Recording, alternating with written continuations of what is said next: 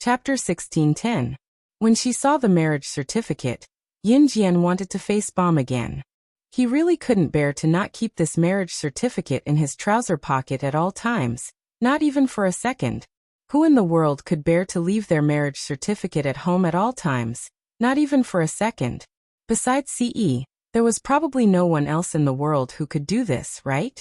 Ce's actions also shocked Wang Dong. This young man actually hid his marriage certificate in his pocket? Moreover, he even took it out to show off and then hid it back in his trouser pocket like a treasure. Wang Dong didn't know whether to laugh or cry. To be honest, other than Ce, no one else in the world could do what Ce did. Of course, this also made everyone present feel a little bit, a very strong little bit. That was how much Ce treasured Yin Jian. He even hid his marriage certificate with Yin Jian like a treasure. Not to mention how much he doted on Yin Jian. Furthermore, Ce was so handsome. Not only was Ce handsome, but he also doted on Yin Jian to a whole new level. He was the object of envy of all the girls present. However, in the eyes of such a person, there was only Yin Jian's figure. His eyes were filled with her. Ah, you two are really loving. Even Wang Dong couldn't help but praise them. Wang Dong was Wang Qingjiang's uncle, but his character was completely different from Wang Qingjiang's. Wang Dong was 1.75 meters tall and good-looking.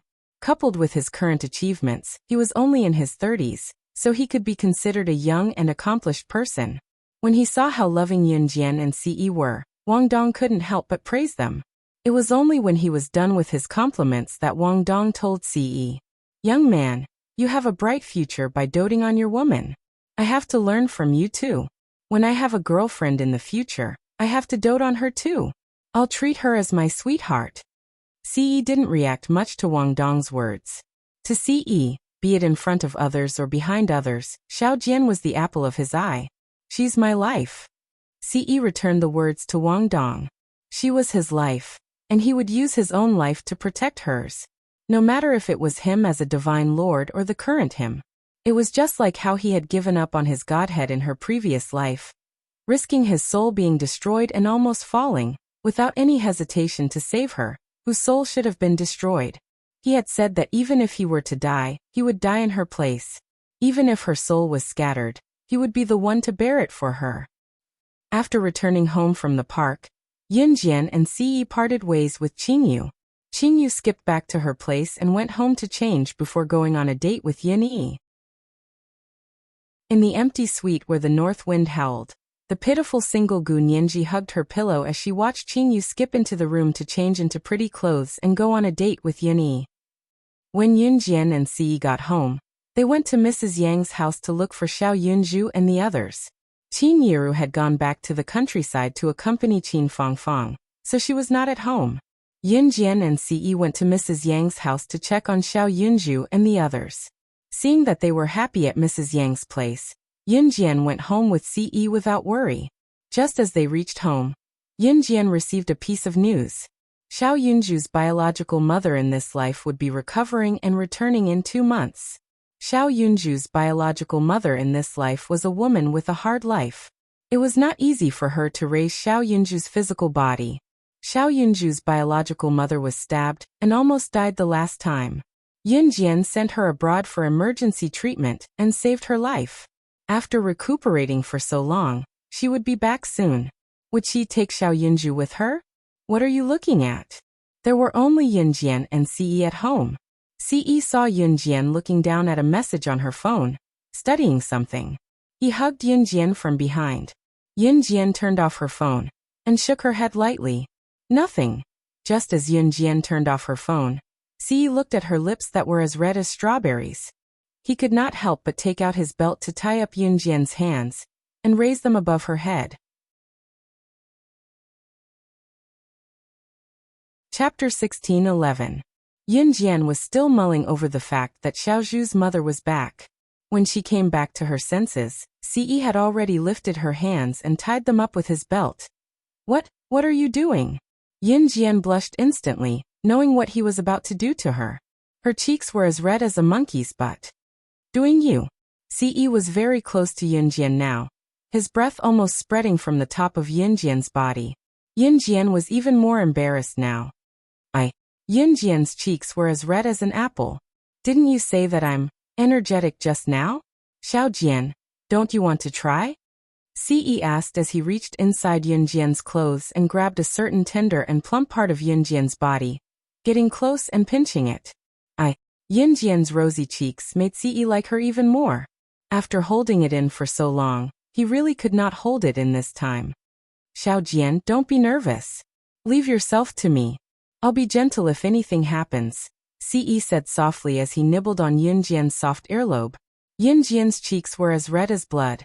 Don't talk, stick close to me. Ce had already taken off Yin Jian's top.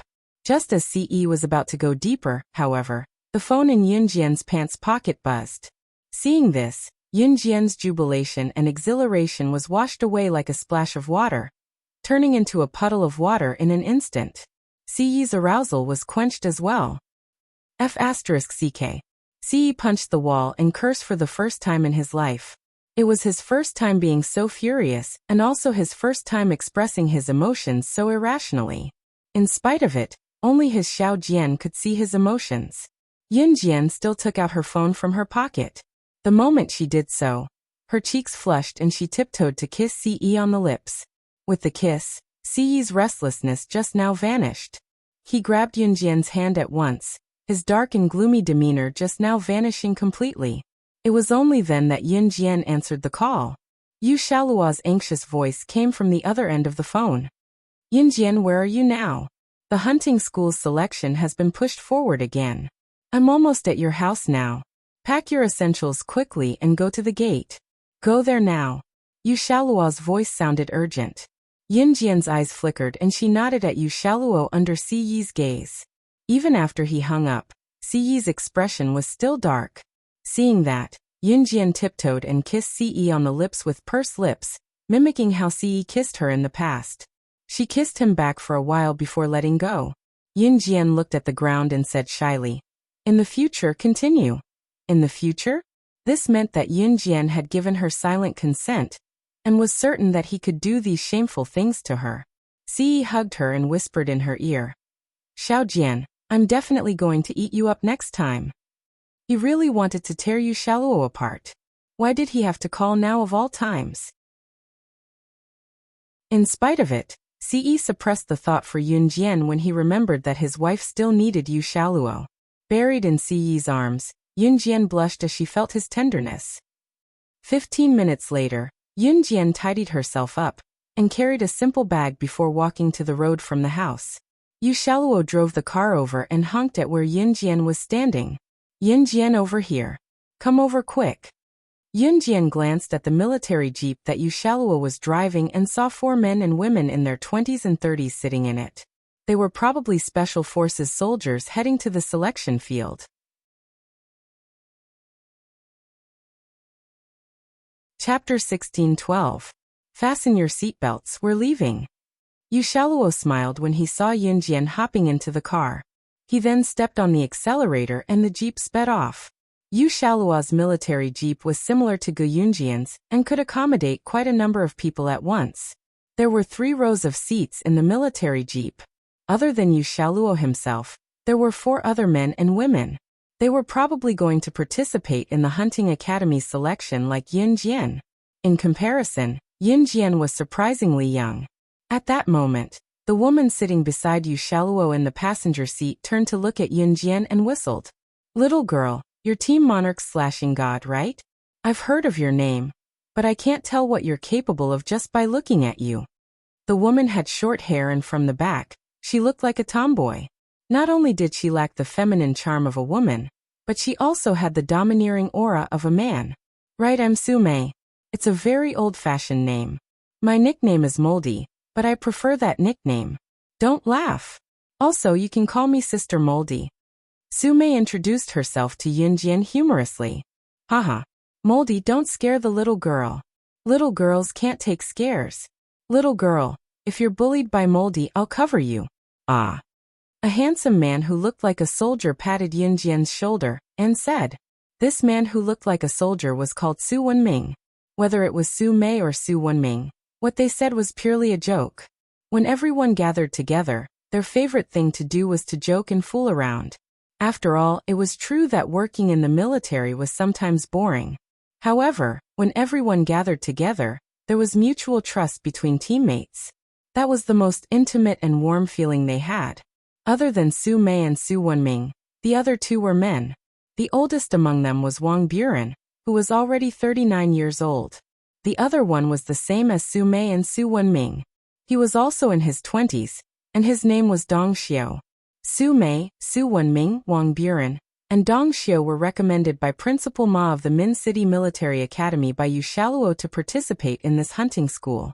Including Yin Jian, Principal Ma recommended a total of 5 people to participate in the hunting school selection in Country Z.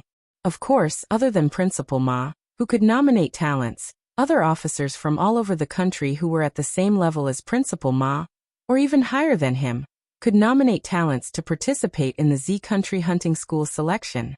The reason why the selection was held in Z Country was because the mortality rate of the hunting school was too high. Before sending the special forces to the hunting school, they had to select the best talents, right? If he felt that a person was not bad and directly sent him to the hunting school, he would easily die in the hunting school if he was not strong enough.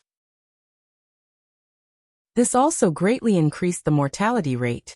Hence, Z Country's selection was held. Only the top 3 would be qualified to represent Z Country and be sent to the hunting school. The 5 people recommended by Principal Ma, including Yun Jian, could be considered enemies with the other officers' recommendations. If Yun Jian was selected as one of the 3 members to represent Z Country in the hunting school, Principal Ma's reputation would be greatly enhanced. Hence, as soon as Yun Jian arrived at the entrance of the selection, she was the center of attention from the members recommended by different officers. Team Monarch's Slashing God was famous, but only in Zhe Province. Other than Zhe Province, even if people had heard of Yun Jian's name, they would not be shocked. Most of the people who came to the selection were from other provinces. Moreover, some of them knew that Yun Jian was good. Not only would they not be impressed, they would even make things difficult for Yun Jian. Hence, as soon as Yun Jian got out of the car, she became the center of attention of a large group of special forces from different provinces. There was even a special forces soldier who was about 30 years old with medium height and build who circled Yun Jian a few times before teasing Yun Jian in front of everyone. "Little sister, you have come to our selection field to select a place to go to the hunting school. Everyone take it easy. Don't hurt the little girl during the competition."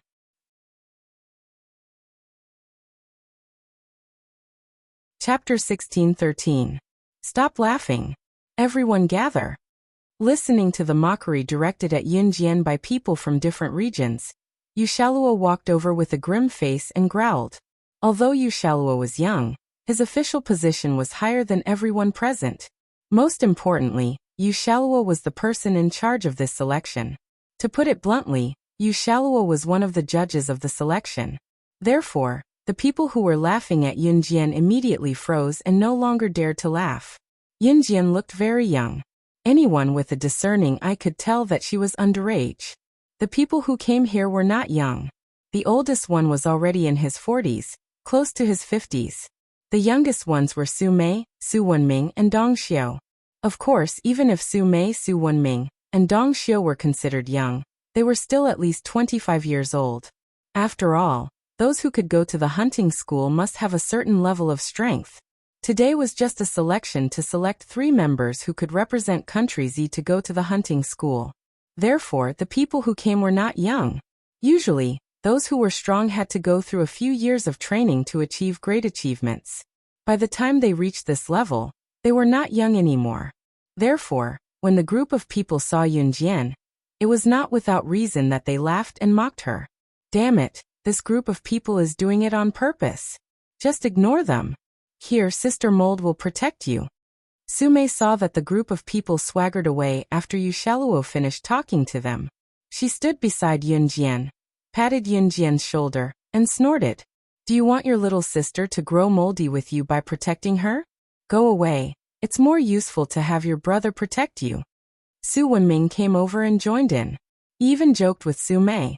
After Su Wenming came over and said this, Su Mei slapped Su Wenming away. Then, She opened her mouth and glared at Su Wenming. Brother Wenming, are you being civilized today? Su Mei bickered with Su Wenming and gritted her teeth. Pfft. Dong Xiao, who was standing at the side with a delicate face, coughed lightly to cover her laughter. Yin Jian only raised her red lips slightly and didn't say much. Come, come, come. Everyone is here. Gather. Find your own formation. Let's first briefly explain the rules of this selection. At this moment, a middle-aged man in his 40s with a square face and a serious expression stood not far away and waved at all the Special Forces soldiers present. This middle-aged man was the main person in charge of this selection, and his name was Duan Muqiao.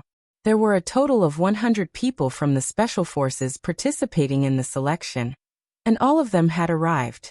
Hearing Duan Muqiao's beckoning, Yun Jian followed the crowd and casually lined up with Su Mei and Su Wenming. Since everyone is here, then I'll first talk about the process of our selection this time. Duan Muqiao cleared his throat and officially opened his mouth. Everyone here is the best special forces from all over the country. At the same time, we all share the same dream, which is to enter a hunting school to further our studies. As for me, I won't beat around the bush. Our selection has its own rules. Everyone knows what kind of place the hunting school is, and how high the mortality rate is. Therefore, in our selection, any one of you may be eliminated at any time during the competition. I'll say something that no one likes to hear, but it must be said. That is, if you're not strong enough, in this month's selection competition, those who lose will stop the competition midway and pack up and leave. This is for your own good. If you're not strong enough, only death awaits you if you're sent to the hunting school. Also, from the moment you enter the selection, your previous name will no longer be used. We'll give you a new random number. In this month, the number will be your name. The moment she received the number, Yin Jian narrowed her eyes. Her number was 006.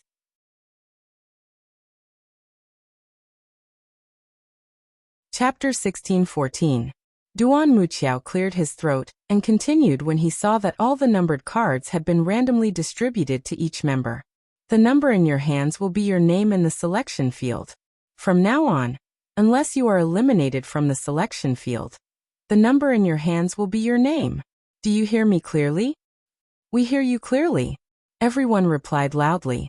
Hearing this, the person in charge of the selection field, Duan Muqiao, nodded lightly. Then he turned around and handed over some instructions to the other person in charge before leaving. Duan Muqiao was not only the person in charge of the selection field this time, but he was also the overall person in charge of the selection field. As the overall person in charge, Duan Muqiao would not appear at the selection field all the time. Today was the start of the selection field, so Duan Muqiao appeared here to announce the rules. After Duan Muqiao left, Yu Shalua waved at everyone. Everyone, enter the selection field and pack up your things. Our selection competition will begin soon. The moment they heard that the qualifiers were about to start so soon, and that there was no chance for them to take a breather, everyone present took a deep breath. However, no one said a word of objection. No one would wait for you to adapt to the environment. If you said a word of no, you would be directly kicked out of the selection field. Yin Jian, what's your number? Su Mei asked excitedly in Yun Jian's ear after the assembly was dismissed. 006. Yun Jian narrowed her eyes and uttered nonchalantly. 006. This number was exactly the same as the number she had when she first entered an Hun organization in her previous life. In her previous life, when she first entered an Hun organization, she used numbers to refer to each other. Only after a small number of people survived were they allowed to use their own numbers. We're in luck. My number is 099. This number is second from the bottom. That's good enough. Su Wenming came up from the side and mocked himself with a smile. You can go in now. Wang Buren, the oldest and most composed of the five, spoke up. Wang Buren's words carried a thick sense of awkwardness. Therefore, as soon as Wang Buren finished speaking, everyone present obeyed and walked through the entrance of the selection field. Just as she was about to enter the venue, Yin Jian's phone beeped. She opened the message and saw that it was a message from Chu Ning. It was clear as day. When he opened it, he saw the content of the message. Yin Jian, you have to do your best. Although we can't be there to cheer you on, we, Team Monarch, will support you from behind. I believe you can do it." Seeing this message, Yunjian narrowed her eyes slightly. She didn't reply, but squeezed her phone and hid it back in her pocket. Then she followed Su Mei and the others into the selection field. Everyone who has a mobile phone or electronic device, put it here. Mobile phones are not allowed during the selection period. A man in military uniform stood there and shouted with a loudspeaker, "Little sister, are you here to participate in the selection with us? Don't you think we should go easy on you?" Ha! There was a group of people who were dressed decently. They were all in their 20s and looked average, but they were eyeing Yunjian's team like a ruffian. One of them, a man who had just turned 25 and was rather good-looking, was looking at Yunjian with a teasing and disdainful gaze. Like Yunjian and her team, this group of people came from the same military officer. They were the ones who had mocked Yunjian at the entrance just now. This guy's name is Zhou Duanjing. His military officer isn't on good terms with our vice-chancellor Ma. He's always picking fights, so just ignore him. Wang Buren stood beside Yunjian and told Yunjian. A portion of people who came to the selection field were not really going to the hunting school. They were only here to obstruct those who were at odds with them, like Zhou Duanjing and his team.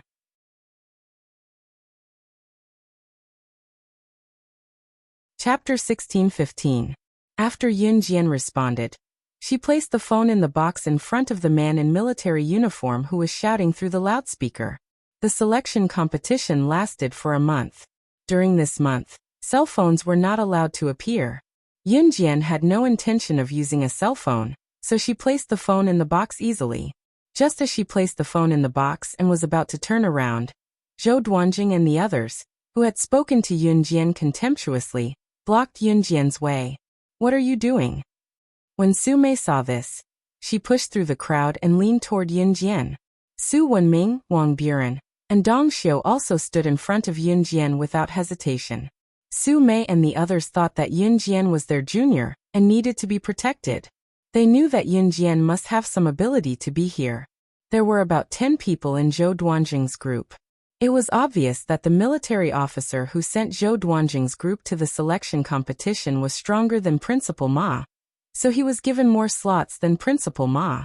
At this moment, Zhou Duanjing was surrounding Yunjian's group. With Zhou Duanjing as the leader, the group surrounded Yunjian's group of 5. After a while, Zhou Duanjing looked at Yunjian contemptuously and said, "Little girl, I think you know what's good for you. How about you leave the selection competition in 3 days? I'll reward you with candy." Zhou Duanjing looked at Yunjian from the corner of his eyes as he spoke. "Leave in 3 days? Are you threatening her to forfeit? You're too." Su Mei was inexperienced after all. She stared at Zhou Duanjing with wide eyes. Just as she opened her mouth to speak, Wang Buren held her back. Wang Buren was already 39 years old. He had been with Principal Ma for many years, so he knew a lot about this kind of thing. Zhou Duanjing's group came over to threaten them because they had more people. Of course, the reason why Zhou Duanjing's group would openly target Yunjian, Su Mei, and the others was because of the person who sent them here. It was because the person who recommended Zhou Duanjing and the others to participate in the selection was at odds with Principal Ma, who recommended Yunjian and the other 4 to participate in the selection. This led to the current situation. The reason why Wang Buren didn't want Su Mei to continue talking about this was because it wasn't appropriate to talk about it. After all, Zhou Duanjing and the others had the advantage in numbers. "Little sister, let me give you a piece of advice. If you know what's good for you, then obediently leave. You won't get a single spot in this year's hunting school. If you're smart, hand it over or else." Zhou Duanjing didn't continue. However, everyone present knew what Zhou Duanjing was about to say. "All right, let's go," Zhou Duanjing said rudely. Turning around, the group headed back to their residence. However, just as they took 2 steps, a voice that was as pleasant as the sound of nature came from behind them, but it was also ear-piercing. "If people like you enter the hunting school, you will definitely die." This voice was as pleasant as the sound of nature, but every sentence was as sharp as needles. It immediately attracted the attention of Zhou Duanjing and the others who were walking back to their residence. When Zhou Duanjing and the others turned around and heard that these words came from Yun Jian, who was the youngest and supposedly the weakest, Zhou Duanjing was stunned for a moment. Even Su Mei, Su Wenming, and the other three who were standing beside Yun Jian couldn't help but be stunned. Hey, listen, what did the little sister say? She said that if people like us enter the hunting school, we will definitely die. Zhou Duanjing said rudely after he came back to his senses. This sentence once again attracted the attention of all the spectators around them. As Zhou Duanjing spoke, he even whistled softly. Then he looked at Yun Jian and continued to speak to Yun Jian while shaking the tips of his toes. From what the little sister is saying, you've been to the hunting school. Aha. When Zhou Duanjing said this, everyone around them laughed. Zhou Duanjing's words were obviously denying Yun Jian. A little sister who was as young as a fart had been to the hunting school? What kind of joke was this? However, just as everyone present was chuckling, they heard Yun Jian's cold voice coming from the opposite side, which struck everyone's heartstrings.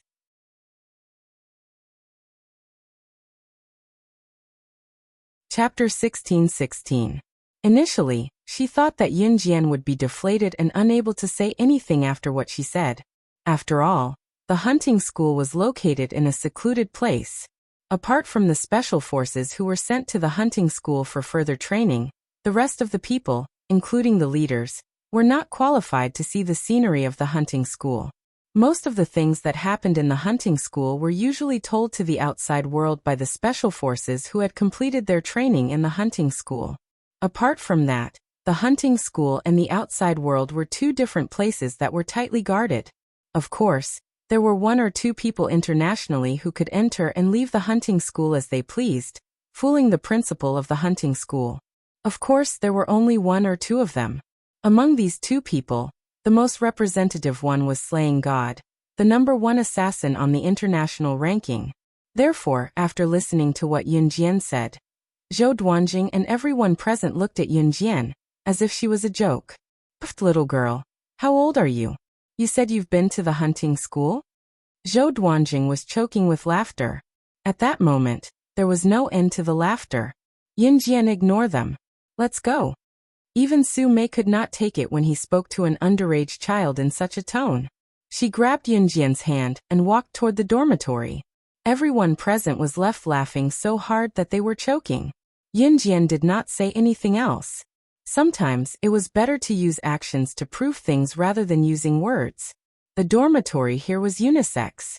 Of course, every bedroom was separated into male and female bedrooms. In other words, one of the bedrooms next door might be occupied by a woman, while the other one might be occupied by a man. However, in a bedroom with 4 beds, either 4 men or 4 women would be occupied by 4 men. Yun Jian and Su Mei walked into a girl's bedroom together. One bedroom here could accommodate 4 people. Girls only made up a single-digit number of people who came to participate in the preliminaries. Among them, there was no lack of people who relied on their connections to get in. For example, when Yun Jian and Su Mei walked into the bedroom, they saw a woman around 21 or 22 years old lying on the bed with her phone in her hand, chatting intimately with the person on the other end of the phone. Hey dear, I'm here. I'm in this dormitory. This place is so broken. Well, for you, I'm willing to stay here. Since you want to know the environment here, you should come here yourself. You're making me experience it for you. I can't even run 500 meters. When I go back, you have to make it up to me. Not only did this woman not hand over the phone, but she was also happily chatting with the person on the other end of the phone. There were only 3 people living in Yun Jian's dormitory.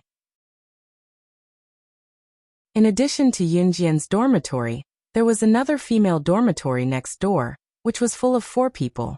In other words, there were only 7 girls out of the 100 spots. Among them, there was no lack of people who had snuck in through connections. All members, listen to my order. Please put on your military uniforms and gather at the gate in 10 minutes. If you don't put on your military uniforms and gather at the gate in 10 minutes, you will not have dinner tonight. An officer's shout came from the door. After the people in each dormitory heard the order, they started to get busy. The girl who was talking on the phone quickly hung up and changed her clothes. What the hell? Not even giving him food? This was too cruel. Did they have to be so cruel? The girl complained as she spoke. She looked as if she had been treated inhumanely. Yin Jian narrowed her eyes. At this moment, she seemed to have found her old self in the organization. Cruel? Not being able to put on their military uniforms in 10 minutes, and running to the gate without food was considered cruel? In her previous life, when she was in the organization, she had to put on her military uniform and go to the gate in half a minute. If she didn't do it, the machine gunners at the gate would enter and kill the people who were still in the dormitory. Half a minute later, the officer holding the loudspeaker blinked and suddenly saw Yun Jian standing in front of him in her military uniform. He was stunned for a moment and couldn't help but be shocked. Only half a minute had passed. Normally, the fastest man would need about 2 minutes to put on his military uniform and run out. Why did this little girl only need so little time to change and come out so quickly? Chapter 16-17. The military officer with the loudspeaker was indeed stunned, but he quickly reacted and swallowed hard. He gave Yun Jian a thumbs up and said, "Little girl, you're good." Yun Jian just blinked and didn't say anything. 2 minutes later, the fastest group of people changed their clothes and ran out of their bedrooms.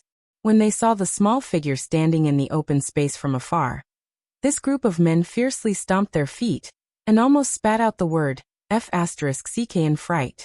The group of men who changed their clothes and came out of their bedrooms all stomped their feet. The military officer with the loudspeaker saw the group of people standing there in a daze. He thought about how Yun Jian changed her clothes and came out of her bedroom so quickly. Were they really no match for an underage little girl? The military officer standing there shouted at the group of people who were stunned. "What are you standing there for? Did you all go to take a dump? You all took so long to come out. Don't you want to eat dinner?" They couldn't even compete with a teenage girl. Only then did this group of people jog over and join the team. Zhou Duanjing was also in the group. Because the military officer was there, Zhou Duanjing didn't dare to say anything. He just glared at Yun Jian. 12 minutes later, everyone had finally arrived. The last person came out after 12 minutes. That person was the woman who slept with Yun Jian. Her name was Nan Linlin. Nan Linlin came out with light makeup. When she ran over, she thought she wasn't late and ran into the team happily. But as soon as she ran into the team, she was shouted at by the military officer with the loudspeaker. "You get out of the team. You can't eat dinner tonight." "Ah, why?" Nan Linlin was stunned. "You're late." The officer yelled at Nan Linlin without showing any pity for the fairer sex. After shouting, the military officer didn't look at Nan Linlin's expression. He turned around and looked at the crowd. "You guys, you can't even compare to a little girl. Do you know that the little girl only used half a minute to change her clothes and come out? But what about you guys? All of you are dragging your feet. If you enter the hunting school like this, it will be a problem whether you can come out alive." The officer's anger was not without reason. What kind of place was the hunting school? Needless to say, the officer was doing this for the sake of everyone present. Half a minute? No, officer, are you saying that she only took half a minute to change and come out? The people around were stunned after hearing the officer's words, especially Zhou Duanjing and the others who had just mocked and ridiculed Yun Jian. At this moment, they were dumbfounded. "I saw it with my own eyes. How could it be fake?" After the officer finished speaking, he immediately continued. "Let's not talk about other things first. Let's get to know each other. My surname is Fong. You can call me Officer Fong. For the next month, I will accompany you and watch you train. All of your missions will be issued by me personally.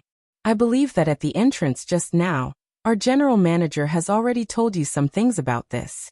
I won't say much here." Speaking until here, Officer Fong gestured to the few officers beside him and asked them to distribute the SOS device in their hands to everyone present. Officer Fong waited for everyone to hold the device in their hands before he continued speaking to the crowd. "For your competition, we will use the strictest method. The only thing we can guarantee is that we won't harm your lives. This is the SOS device. You can activate it anytime and anywhere, and then give up the qualification for the preliminaries. However, I still suggest that you don't give up so easily." Officer Fong had just finished speaking when a gotcha sound was heard. Everyone suddenly heard the sound and looked towards the source of the sound. They saw Yun Jian throwing the SOS device in her hand to the ground and stomping on it hard, crushing it on the spot. Seeing this, everyone present exclaimed, "What the F***CK? Are you dumb?" Zhou Duanjing, who had surrounded Yun Jian, just now couldn't help but ridicule. "Why did you crush it? Don't you want to leave yourself a way out and a chance to choose to give up?" Officer Fong was also shocked as he asked Yun Jian. Under everyone's gaze, Yun Jian narrowed her eyes. She calmly said something that made everyone's blood boil, but no one had the guts to say it. "Only when I destroy my way out and only have the way forward to survive will I give it my all."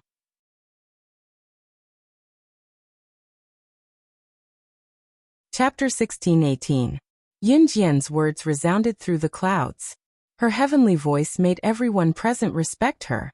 In a desperate situation, only those who destroyed all their paths of retreat would give their all in the face of a desperate situation. Yun Jian's words were the truth. Yun Jian's words shocked every special forces soldier present. A little girl in her teens was actually able to speak of such profound insights. How could he say such shocking words? What exactly had she experienced? Some people might never have thought of this in their entire lives. Some people thought of it, but they would never dare to be like Yun Jian. Most people were used to or like to leave a path of retreat for themselves. But who would have thought that in order to succeed, they had to cut off their heart that was always thinking of taking a step back?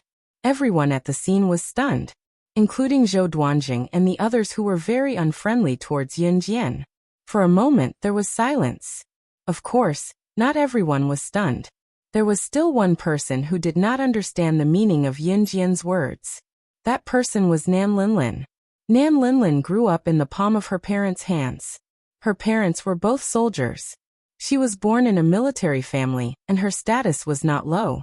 Therefore, Nan Linlin was able to use her connections to enter the selection field. Nan Linlin did not have any strength at all. What path of retreat? You're a girl who wants to fight and kill every day. Don't you feel ashamed? Nan Linlin's lips twitched. She rolled her eyes and stood on the spot with her arms crossed. After saying this, Nan Linlin placed her hands that were painted with nail polish on her delicate face like a dragonfly skimming the surface of the water. Women should treat themselves better. Go out and put on makeup or something. Fight and kill by yourself, but you still have to bring men along to fight and kill. I've never seen such a person before. As she spoke, Nan Linlin shook her head at Yun Jian and finished her assessment as if she was mumbling to herself. At this moment, everyone who was shocked by Yun Jian suddenly came to their senses. When they came to their senses, they wouldn't feel that Yun Jian's words were as shocking as they were at the beginning. You still have the nerve to say that you put on makeup? Where is this place? This is a training ground, not a place for you to put on makeup. I'll give you 10 minutes to clean up the mess on your face right now. Otherwise, you won't be allowed to eat for the rest of the day. When Officer Fong heard Nan Linlin talking to herself, he was so angry that he wanted to hit her. However, he forced himself to hold it in and growled in his calmest voice. "Why can't I put on makeup? You didn't say that I couldn't put on makeup before I came in." Nan Linlin was still unconvinced and shouted back at Officer Fong. Officer Fong didn't know how to communicate with this young lady. He clenched his fists and forced himself to calm down. Then, he turned his head and announced to everyone present, "All of you go pack up and have dinner. We'll officially start tomorrow morning." After Officer Fong finished speaking, he turned around and continued to reason with Miss Nan Linlin. As for what Nan Linlin said about her just now, Yun Jian felt that it didn't hurt at all. She turned around and walked towards the dormitory. Yun Jian's long ponytail swayed with the wind. Her back view looked very energetic. Zhou Duanjing and a dozen other people walked over and surrounded Yun Jian. "Hey little girl, you're Yun Jian, right?" Zhou Duanjing looked at Yun Jian while shaking his legs. After he finished speaking, Zhou Duanjing continued to speak to Yun Jian without waiting for Yun Jian's reply. "No matter what philosophy you say, you'll never get a place in the hunting school. If you don't want to leave with injuries, then get out of here, haha." With that, Zhou Duanjing snapped his fingers and turned around to leave like a ruffian. Just as Zhou Duanjing turned around, he suddenly felt someone kick the back of his knee. Then he couldn't help but kneel forward.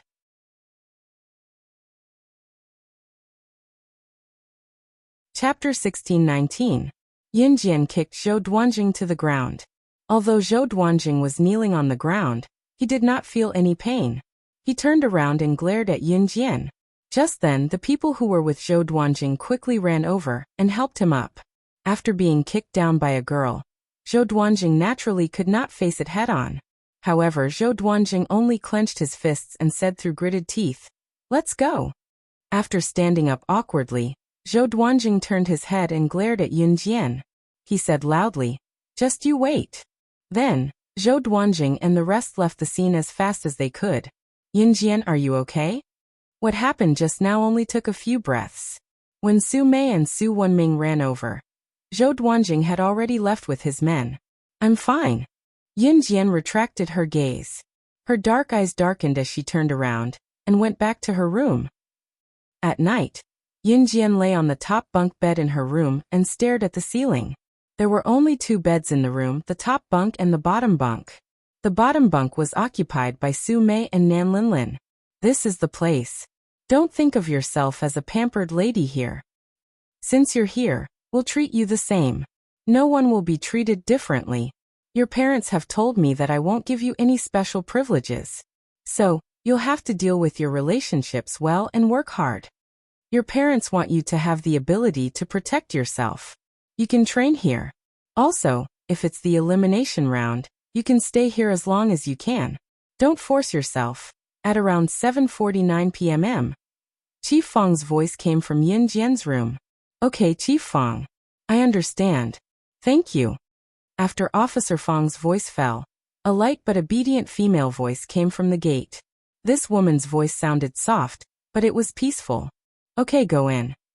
After he finished speaking, Chief Fang turned around and left. Then Yin Jian heard the door being pushed open. 2 seconds later, a gentle voice was heard. Hello everyone. My name is Luo Berry." There was no reply after he finished speaking. The girl who called herself Luo Berry paused. She was a little embarrassed, but she didn't back down. "Hello everyone. I was sent here at the last minute. I guess you could say that I got in through the back door. But I'm not here to snatch anyone's spot. My parents thought that I was a little weak, so they sent me here, hoping that I could improve a little here." The girl who called herself Luo Berry was about 1.6 meters tall. She was very slim, but she looked a little weak. She was the type that people would want to protect. She looked like a 14-year-old girl, but in fact, she was 2 years older than Yin Jian. She was already 18 this year. "Hello, my name is Su Mei. My nickname is Moldy. You can call me Sister Moldy." Hearing Luo Mei's words, Su Mei immediately got up from the bed and extended her hand to greet Luo Mei. When Luo Berry heard Su Mei talking to her, she was a little excited. She quickly reached out and held Su Mei's hand. "Hello." Hee. Yin Jian. Yin Jian didn't get up from the bed. She was still lying on the bed, staring at the ceiling as she spoke to Luo Berry. From the conversation between Luo Berry and Chief Fang at the door, she could tell that Luo Berry was the daughter of a rich family. She was here purely to train her skills. Moreover, Luo Berry admitted that she got in through the back door as soon as she entered. Her tone was a little tactful, and she had the elegant demeanor of a rich family's daughter. Yin Jian had a good impression of her, so she introduced herself. "Yin Jian, what a nice name, hee hee." Luo Berry smiled at Yin Jian, then stuck her tongue out mischievously.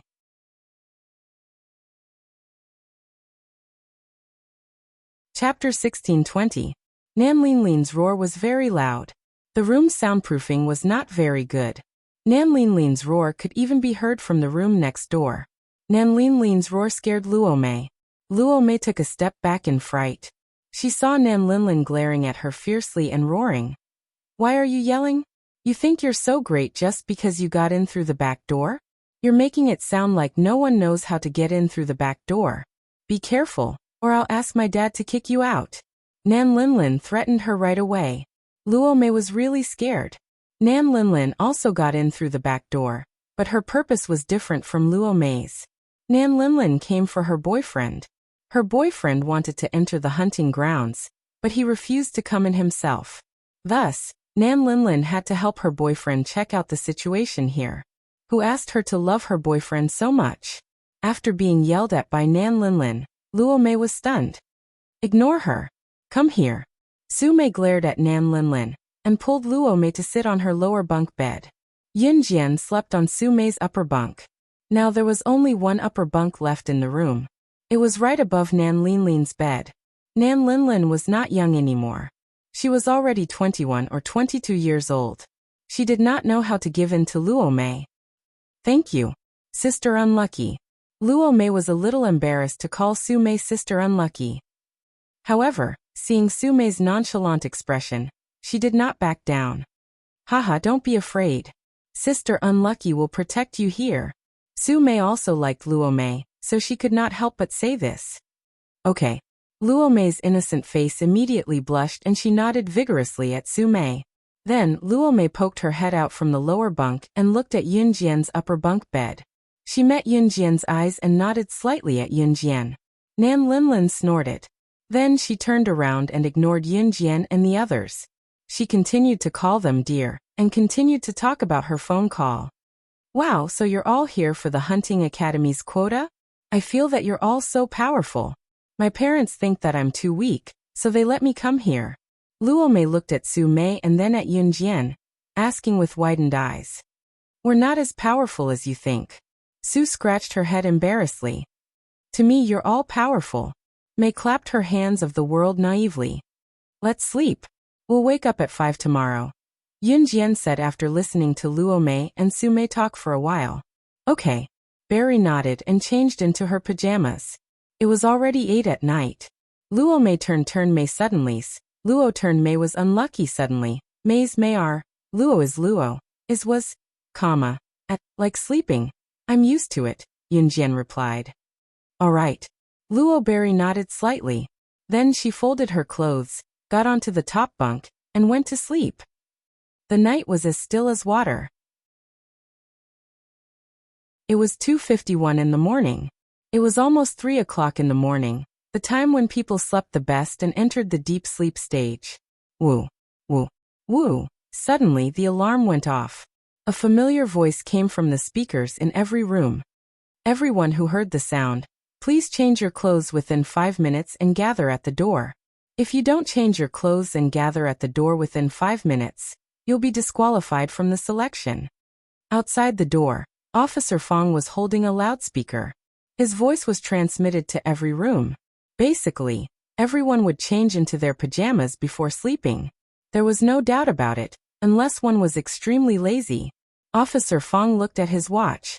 He estimated that Yin Jian would come out in 30 to 40 seconds. Officer Fong lowered his head to look at his watch. The moment he looked up, he saw Yin Jian's petite figure rushing towards him. The watch moved by 7 seconds and Yin Jian was already standing in front of him. Some people were still sleepy from his surprise attack.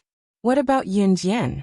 She went from the dormitory to the gate in 7 seconds? Didn't she change her clothes before sleeping? Was she so alert? Even the advanced special forces couldn't achieve her speed.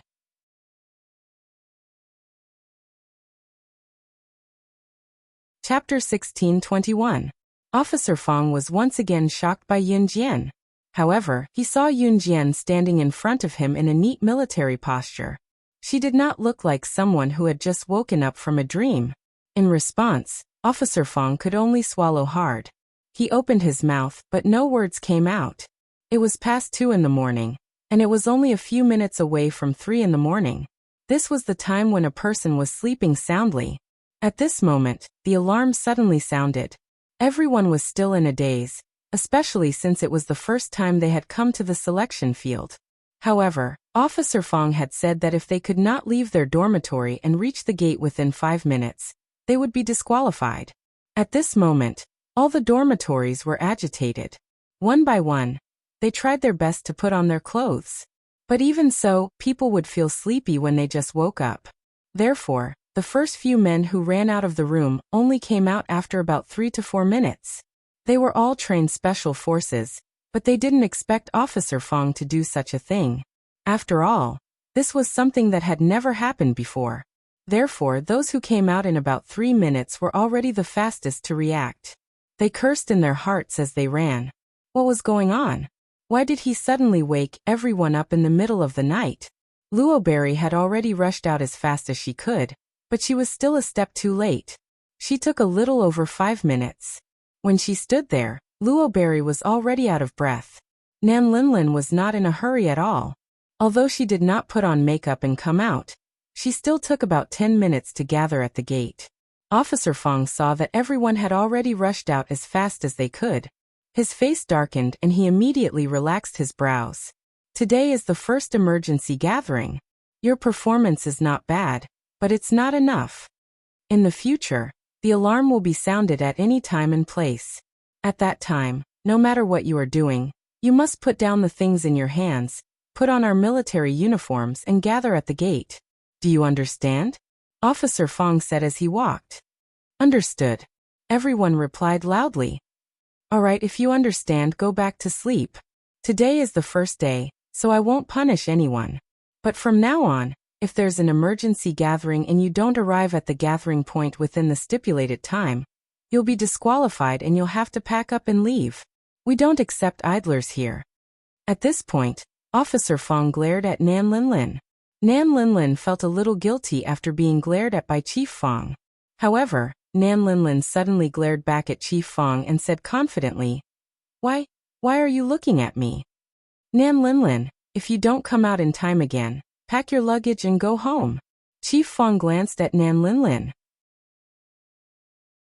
After being scolded, Nan Linlin rolled her eyes as she turned around and walked towards the dormitory. Are you crazy? Waking me up in the middle of the night. I'm already giving you face by coming out. Chief Fong naturally heard Nan Linlin's complaint, but he ignored it. Instead, he called out to Yunjian. Yunjian, wait a minute. Yunjian was about to turn back to the dormitory, but when she heard Chief Fong's call, she stopped in her tracks and turned around. Seeing that Yunjian was stopped, Zhou Duanjing and the others stopped in their tracks again. Perhaps it was because Yunjian was quite outstanding during the day. Many people stopped in their tracks and looked over. Chief Fong asked her, Yunjian, have you had any similar training before? No. Yunjian denied it without hesitation. Seeing that Yunjian's sincere gaze did not seem to be lying, Chief Fong lowered his eyes and said, All right, I saw you rush from the dormitory to the gate in 7 seconds. Normal people can't do that, so I was a little surprised. It seems that you're very alert when you're sleeping. As soon as Chief Fong finished speaking, Zhou Duanjing's silly voice was heard. Zhou Duanjing and the others were dumbfounded.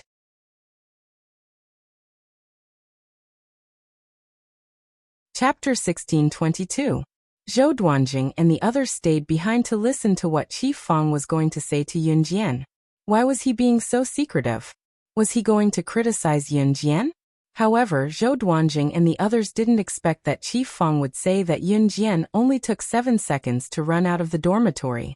Is this real? Why not? Do you think you're the only ones who are capable, but Yunjian isn't? Hearing Zhou Duanjing's words, Sume was displeased.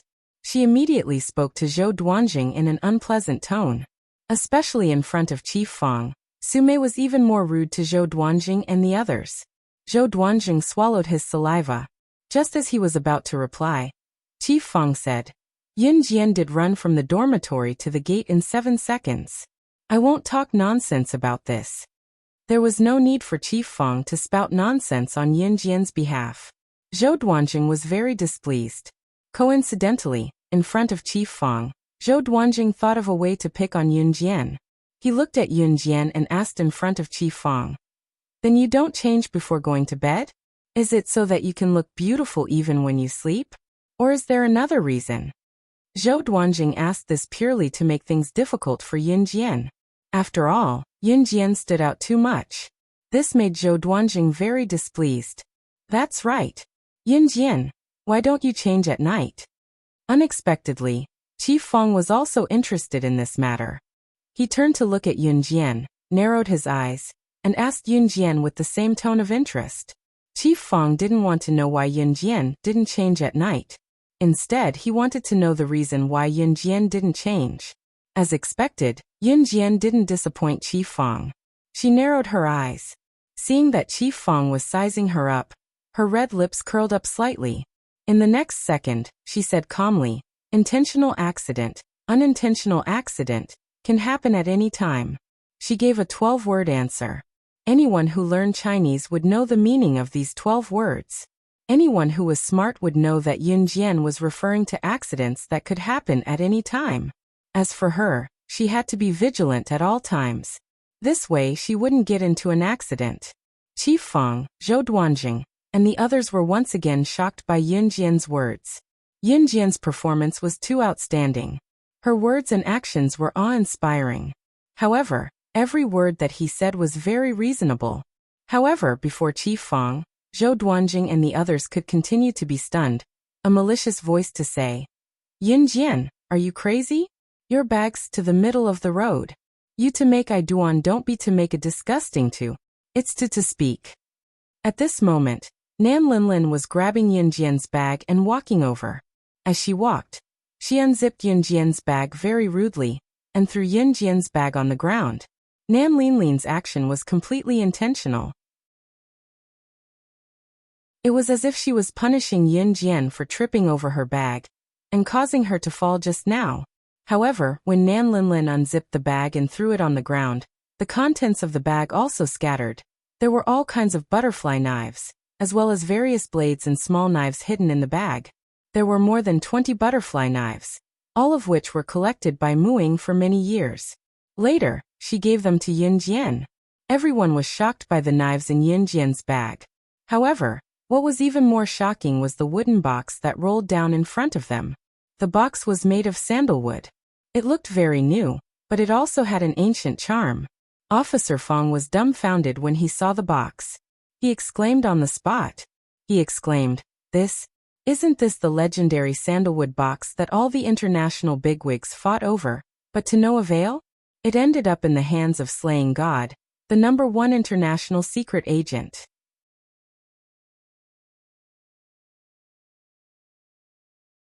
Chapter 1623. Nan Linlin's heart skipped a beat as she opened Yin Jian's bag to reveal the contents. She was shocked by Officer Fang's frantic reaction when he saw the sandalwood box falling out of the bag. When everyone present heard what Officer Fang said, they were all shocked without exception. Sandalwood box? The sandalwood box was a mysterious box. Since its appearance, countless international businessmen, politicians, and bosses had been fighting for it. However, the legendary sandalwood box had fallen into the hands of Slaying God, the #1 international secret agent. When the incident broke out, someone even released the picture of the sandalwood box being excavated from the ancient tomb. It even made the headlines of international newspapers. There were even well-known authoritative figures who released the news that the sandalwood box had been taken away by Slaying God, the #1 international secret agent. As for whether this was true, no one knew until now. Therefore, Officer Fang, who had seen the picture of the sandalwood box in the international newspaper headlines, recognized the outstanding box at first glance. He was shocked when he looked at the box in front of him. What's a sandalwood box? Nan Linlin was shocked when she saw the frenzied look on everyone's faces. She suppressed her shock and asked, "The sandalwood box is an antique. It was priceless, and its value could not be measured by money. Moreover, it's rumored that the sandalwood box has been taken away by Slaying God, the #1 international secret agent." A man next to her saw that Nan Linlin didn't understand, so he explained, "Priceless? Priceless? This stupid box?" Nan Linlin was dumbfounded as she stared at the sandalwood box that rolled out of Yin Jian's bag in disbelief. "Don't look at the box. If it's really a sandalwood box, its value can't be measured with money. It's not something that can be bought with just a few billion," someone added after Nan Linlin's question. "A few billion? It's not enough to buy it." Nan Linlin was completely dumbfounded. Nan Linlin's family was quite rich. That was the reason why she had developed such an arrogant and despotic personality. Even so, a few billion was an astronomical figure to Nan Linlin's family. What was more, a few billion was not enough to buy this box. "It's a high-end imitation. It's not real." Just as everyone present turned to look at Yunjian and waited for her explanation, Yunjian's words suddenly spread and reached everyone's ears. High-end textiles? Officer Fong was shocked. Yes. On the other side, Yunjian had already picked up the sandalwood box from the ground and quickly put it into her school bag. Then she lied without blushing or skipping a beat. The sandalwood box was real. Ever since she returned from Yulong mainland and regained part of her memory, Yunjian had been carrying the sandalwood box with her at all times. No one questioned Yunjian's explanation.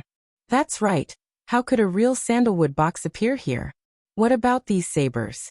Chief Fong asked as he pointed at the various butterfly knives that were spilled out of Yunjian's bag. My friend gave it to me. Yunjian calmly picked up the bag and slung it over her shoulder. Her calm demeanor and superb lying skills had deceived everyone present. Especially Zhou Duanjing and his group. They heaved a huge sigh of relief. Zhou Duanjing and his group were scared out of their wits by Yunjian's behavior just now. Only now did their expressions return to normal. Yunjian picked up the items and slung her school bag over her shoulder before walking towards the dormitory. Just as she reached Nan Linlin's side, she said to Nan Linlin without hiding anything, "You should be glad that you're in the selection area. Otherwise, I'll stab you with as many sabers as they fall out of my bag."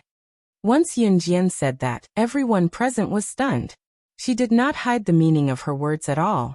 This time, not only was Zhou Duanjing, who was hostile to Yunjian, stunned. Nan Linlin was so shocked that she exclaimed to Yunjian, "How dare you? Let's see if I dare." As soon as Yunjian finished speaking, she flipped her hand and a butterfly knife appeared in her hand. Then, she swung the butterfly knife in front of Nan Linlin. A large chunk of Nan Linlin's hair was immediately shaved off. However, Yunjian's knife skills were precise.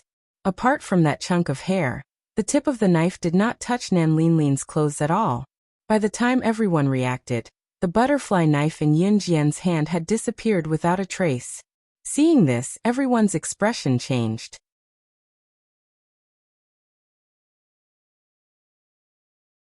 Chapter 16:24. Before this, Yunjian had never shown her skills in front of everyone.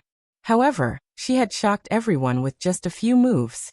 The moment she saw Yunjian's amazing skills, Luo Mei exclaimed, "She's so powerful." Luo Mei came in through the back door. She was here purely to train her skills and not to compete for a spot in the hunting school.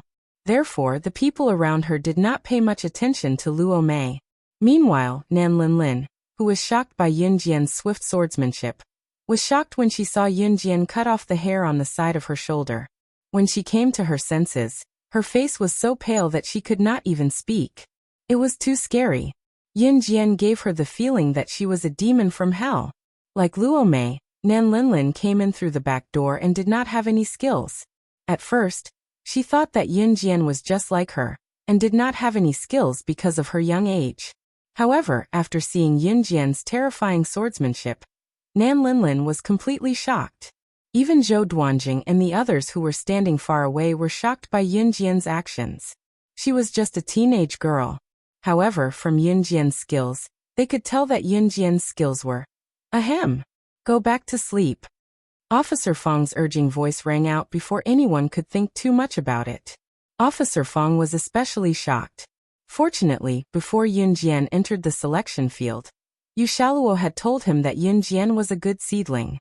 Officer Fong was still doubtful before, but now it seemed that it was true. It was late at night. It was already 3 o'clock in the morning. The time to wake up was 5 o'clock. If they went back to sleep now, they could rest for another 2 hours. Everyone did not think too much about it, and went back to their dorms to rest. Yunjian only slept for an hour. She woke up at 4 o'clock for a morning jog. When it was around 5 o'clock, the morning bell rang. Officer Fong was standing in the open space waiting for everyone when he saw a small figure walking towards him. The moment he saw Yunjian, Officer Fong was stunned. Then he looked at Yunjian and asked, "Why are you up so early for a morning run?" "Yes," Yunjian replied briefly. Although Officer Fong was slightly shocked, he still waved his hand at Yunjian and said, "All right, return to the team." Normally, which young girl at Yunjian's age wasn't thinking about love, or fantasize about their other half? What about Yin Jian? She, on the other hand, did not take the usual path. Every day, she only thought about how to train herself and how to improve her strength. In less than 5 minutes, everyone got up and returned to the team. Perhaps it was because Officer Fong had said that they would be disqualified if they didn't come out in 5 minutes. Even the slower Luo Berry and the absent-minded Nan Linlin came out in 5 minutes. Officer Fong held a stack of number plates in his hand. Seeing that everyone had arrived in the stipulated time, he nodded in satisfaction. He first praised everyone, and then went straight to the point. Everyone performed very well today. I'm very satisfied. Continue to maintain your speed in the future. After praising, Officer Fong waved the number plates in his hand and continued. These number plates in my hand are your numbers. From now on, you have to hang the number plates on your waist at all times. You are not allowed to call each other by their real names in the selection field. You are only allowed to call each other by their numbers. If there is a violation, you will be disqualified. Do you all understand? Don't blame the selection field for having many rules. From time to time, they would be disqualified. All the rules of the selection field were related to the hunting school. In the hunting school, it might not be as simple as being disqualified. Understood. Everyone responded. Then, from now on, your selection competition will officially begin. This selection will last for a month. In the first 20 days, you will be required to complete a difficult and dangerous subject under actual combat conditions every day. If you can't complete it, you will be disqualified on the same day. In the last 10 days, everyone who is not disqualified will compete one-on-one. The final 3 winners will be the top 3 in the hunting school.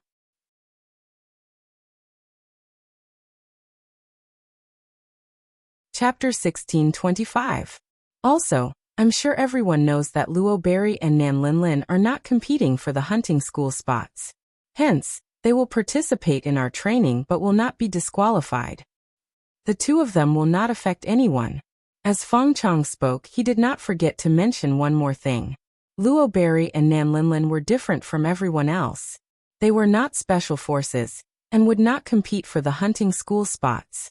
Hearing this, the 100 people around them let down their guard as they were not a threat to Luo Berry and Nan Linlin. With Officer Fong's final words, the selection officially began. In fact, in the first few days of the selection round, it was not difficult for special forces to pass the 20 dangerous subjects under actual combat conditions.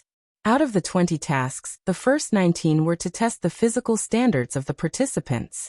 For example, bomb throwing, cross-country with 15 kilograms of weights for 5 kilometers, single and parallel bars for apparatus, 100-meter prone shooting for infantry, and so on.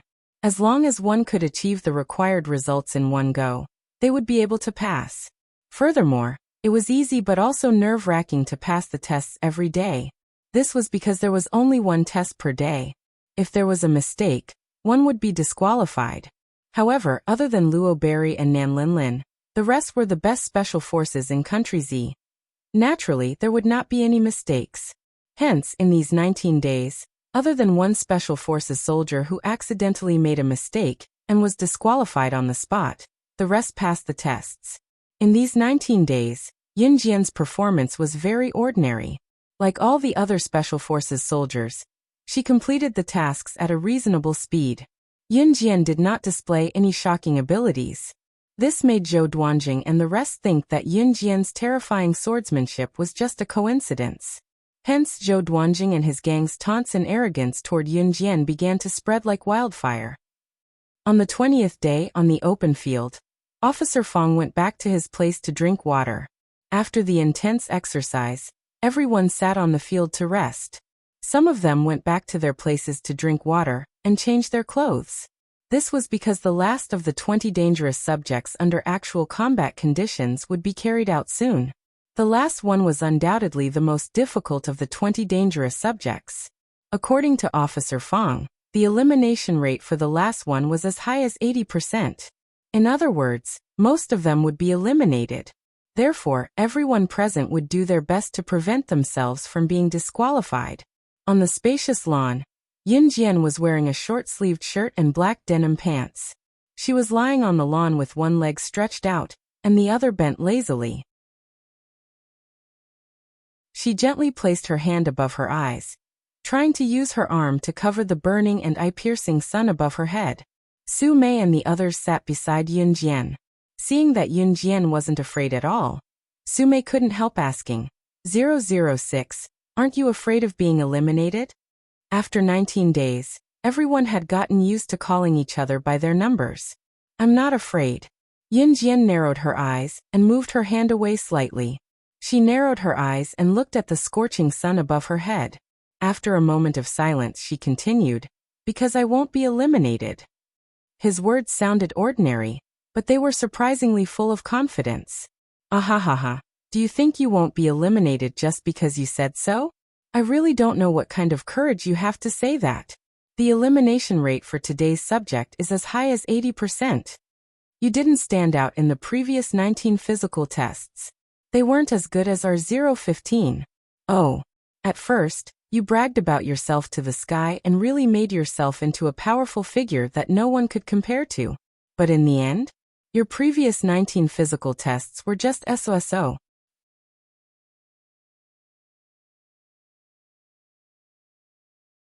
Chapter 1626.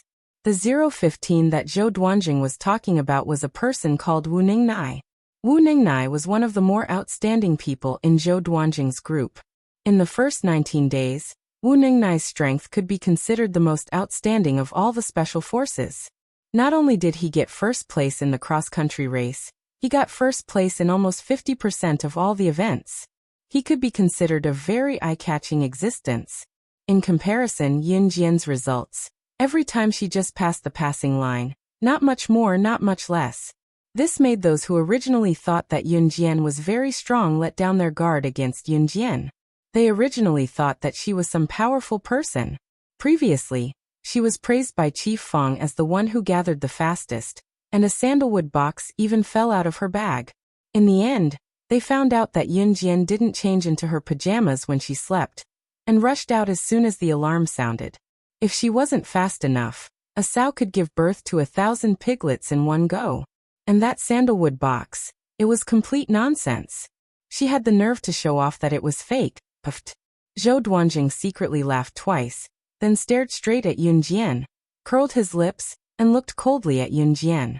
Wu Ningnai, who Zhou Duanjing was talking about, stretched out his hand in front of Yun Jian, Su Mei, and the others to show off his muscles, then raised his head proudly and looked at Yun Jian. I heard that the last event is a competition of teamwork. Our team has 015, so we will definitely win. As for you guys. When Zhou Duanjing said this, he looked up and down at Yun Jian's group, then made a few tisk-tisk sounds, paused, then continued. You guys just wait to pack up and leave. Let's go. After Zhou Duanjing said those arrogant words, he waved at everyone and turned to leave. You guys. Even if Zhou Duanjing was talking about Yun Jian, Su Mei was still quite angry by Zhou Duanjing's words. She was about to curse back, but Yun Jian grabbed her hand. If they do this, I couldn't take it lying down. Su Mei was about to speak when she was interrupted by Yun Jian. Don't take the words of an ant seriously, Yun Jian said indifferently. Ants? Yun Jian compared Zhou Duanjing and his group to ants? After hearing Yun Jian's words, Su Mei really didn't care about what Zhou Duanjing said. Everyone gather. At this moment, Officer Feng, who had gone back to his residence to drink water, had returned. Not only did Officer Feng come back, but he also brought back more than 10 soldiers. Each of these soldiers was carrying more than 10 military backpacks. After they put down the military backpacks, Officer Feng stood in front of them again. Our 20th subject is a dangerous subject under actual combat conditions. It's both simple and difficult. In a moment, each of you will be given a backpack. Take this backpack, and we will bring you to an entrance called the Misty Forest. The objective of the mission is to depart from the entrance of the Misty Forest and walk out of the Misty Forest in the shortest time possible. We will be waiting for you at the designated destination. The first 20 people to walk out of the Misty Forest will advance. In addition, you are in groups of 5. You can freely form groups. The first 20 people to reach the destination, which is the members of 4 groups, will advance. In addition, this backpack contains water, food, a compass, and a series of other things.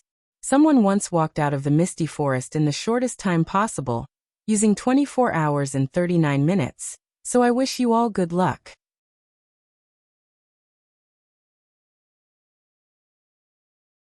Chapter 1627. By the way, there are many ferocious beasts in the misty forest. If you are surrounded by ferocious beasts, the chances of you dying are very high. Therefore, during the competition, you can press the emergency button at any time. Our people will definitely arrive and save you before anything happens to you. However, it also means that you'll be disqualified. Of course, it's up to you. Alright, if you're ready, come and register your team of 5 and get ready to go. Officer Fong reminded him once again in a very earnest and heartfelt manner. They chose to go to the fog forest because it was very dangerous. However, they were all special forces and had gone through inhuman training. Even if they encountered beasts, they could protect themselves for a short period of time. Normally, nothing would happen in the fog forest. Moreover, they were all special forces who were competing for a place to go to the hunting school. They had to go to places like the hunting school, let alone a place like the fog forest. If they did not even dare to go to the fog forest, they would not even need to compete for a place to go to the hunting school. After everyone put on their equipment and gathered, they were ready to depart. Luo Berry and Nan Linlin would not participate in such a dangerous activity. Therefore, they stood aside and watched all the special forces put on their equipment and prepare to depart. After interacting with each other for a few days, Nan Linlin's attitude towards Yun Jian was very bad. On the contrary, Luo Berry's relationship with Yun Jian and Su Mei was very good. At this moment, Luo Berry was looking at Yun Jian and Su Mei with a worried expression. Seeing that Yun Jian and Su Mei were about to take the bus to the fog forest, Luo Berry waved at Yun Jian and Su Mei. Come back safely. You have to get first place. I believe in you. Yes, we will. Su Mei gestured at Luo Berry. Yun Jian was far away. Although she did not say anything to cheer Luo Berry up, she winked at Luo Berry as a response. After that, a few buses brought Yun Jian and her team to the entrance of the fog forest. The misty forest was indeed as its name suggested. Looking from the cement road beside the misty forest, the top of the forest was covered by a thick layer of fog. The entire forest seemed to be covered by a thick layer of fog. You can go in now, Chief Fong said to everyone with his arms crossed. As soon as he said that, all the members of the team swarmed in. Everyone wanted to enter the dense fog forest first, so that they could leave the dense fog forest one step faster than others. Yun Jian naturally formed a team with Su Mei and the others. Seeing that the other teams had already walked towards the misty forest, Yun Jian stopped Su Mei and the others. She pursed her lips and said, "No rush."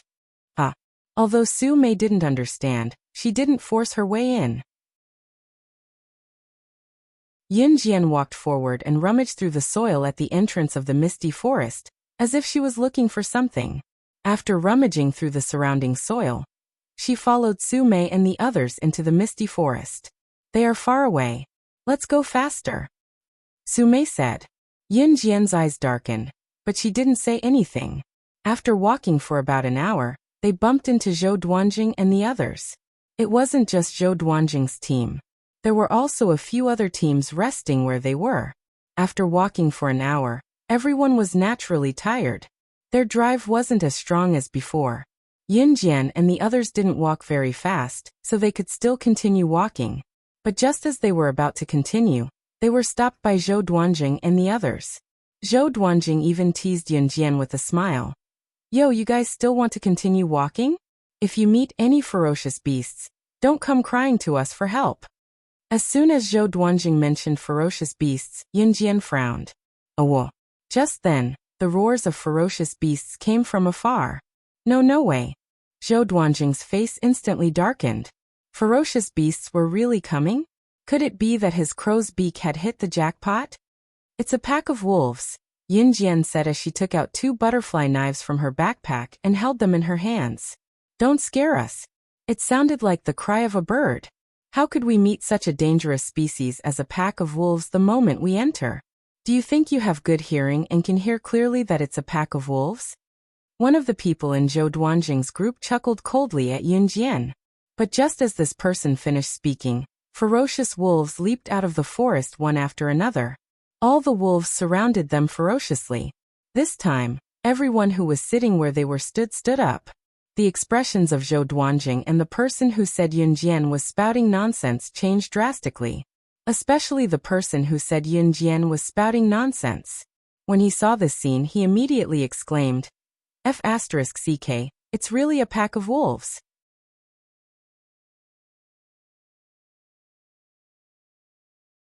Chapter 1628. Zhou Duanjing, Wu Ningnai, and the others were dumbfounded. They watched in shock as one wild wolf after another flew out from the surrounding forest, and then naturally formed a large circle, surrounding the people present. Awo, awo. There seemed to be some unknown music coming from afar.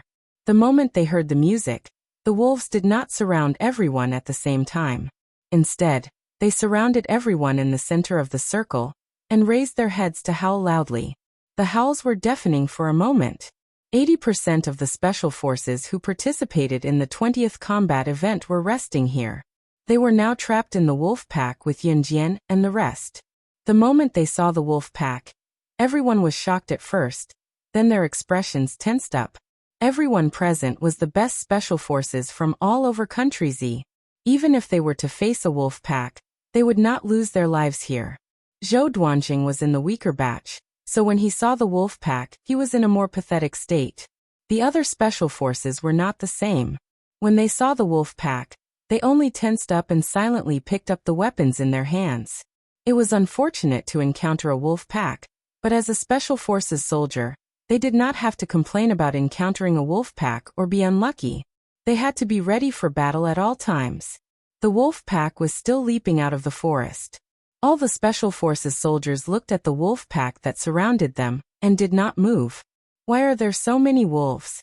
Sume furrowed her brows. She grabbed a dagger from her military backpack, and held it in her palm. She looked at the wolves leaping out of the woods one after another. Her expression was extremely bad. Everyone, don't fight. Work in pairs. Back to back, protect your back, and kill the wolves head-on. Wang Buren's voice was heard at this moment. After all, Wang Buren was considered strong. He was old and calm, so he was more meticulous in his work. Hence, as soon as Wang Buren's words fell, many special forces soldiers listened to his advice and each found a trustworthy partner. Back to back, they faced the wolf pack head-on. Zhou Duanjing, who was just mocking Yun Jian and crying for help, was now scared. He did not even care about Yun Jian. He stared at the wolf pack, afraid that the wolves would rush up and bite him to death. Just as the group was on high alert, Yun Jian's eyes flashed. She moved the butterfly knife in her hand and stared at the wolves for a while. In the next second, Yun Jian put away the butterfly knife. 006, what's wrong with you? Give me your back, let's kill the wolves together. Sume saw that Yun Jian was not moving at all. She frowned and then held the dagger, alert to see if the wolves around them were charging at her. Haha, she must have been scared silly. I told you, a girl like her, if she can't accept this cruel reality, she should go home by herself. Zhou Duanjing had Wu Ningnai behind him, so he was very arrogant. While guarding against the wolves around them, he did not forget to mock Yun Jian. However, just as Zhou Duanjing finished speaking, the special forces soldiers who were ready to kill the wolves saw Yun Jian's eyes flash. She actually walked straight toward the wolves. 006. Are you crazy? Seeing Yun Jian walking toward the wolves, Wang Buren saw this and his eyes widened. He was so scared that he shouted. She really wants to die. Zhou Duanjing could not help but sigh. However, before he finished speaking, everyone saw Yun Jian raise her leg and kick the wolf standing in front of her. It's over. Everyone present thought that Yun Jian was done for, and was about to be surrounded by the wolves. However, when the surrounding wolves saw that the wolf was kicked away by Yun Jian, and received Yun Jian's cold aura, the wolves were so scared that they instantly made way for her. What was going on? She had the ability to make the wolves make way for her? This was not the end. Yun Jian walked forward for about 20 meters, and walked under a very large tree. From behind the tree, she pulled out a man in camouflage. After Yun Jian pulled out the man in camouflage, she dragged the man to the ground. Looking at him, this person was actually a Special Forces soldier under Officer Fang. The Special Forces soldiers in the distance were shocked, but they heard Yun Jian's voice again. She coldly curled her lips and said with a faint smile, "Controlling the wolves to attack us, is it fun? If I'm not wrong, if we continue walking, we will encounter all kinds of ferocious beasts. It's only a 4-hour walk from the entrance to the end of the misty forest. If we encounter ferocious beasts, the fastest speed we can reach the end is 24 hours. By the time we've chased the beasts away, it's already dark. We have to spend the night in the forest to ensure our safety. Officer, may I ask if I'm right?" As soon as Yun Jian finished speaking, the Special Forces soldier under Officer Fang's command had a drastic change in expression. He looked as if he had been completely seen through by Yun Jian. Then this Special Forces soldier took out his walkie-talkie and said anxiously to Officer Fang on the other end of the walkie-talkie,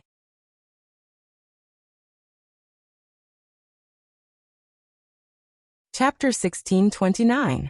Officer Fang had already reached the end of the fog forest. He had ordered his men to set up a few tents at the end of the fog forest. He planned to spend the night there. According to his calculations, the fastest special forces that entered the fog forest would take at least 24 hours to get out. Hence, he was not in a hurry at all. Officer Fang stayed at the end. There was a rocking chair here. He sat on the rocking chair and rocked back and forth, enjoying the sunlight. It had already been an hour. The first wave of wolves reared by his men should have surrounded them by now. He was really looking forward to it. When would they come out? There was also the good seedling that he had just discovered this year. 006. Would she break the record of being the fastest person to lead her team out of the misty forest? He was really looking forward to it, at this moment. A military jeep drove over from the side of the cement road. When Officer Fang saw the person who got out of the jeep, he immediately stood up from his rocking chair and saluted the middle-aged man who got out of the jeep. "Sir." The middle-aged man who came down from the military jeep was Officer Fang's superior, Commander Ma. Commander Ma saw Officer Fang saluting him. He waved his hand and stopped Officer Fang from saluting him. He smiled kindly at Officer Fang. After Commander Ma, there were many officers of the same rank as Officer Fang who came down from the military jeep. "Old Fang, have they all entered the fog forest?" Commander Ma narrowed his eyes and asked Officer Fang.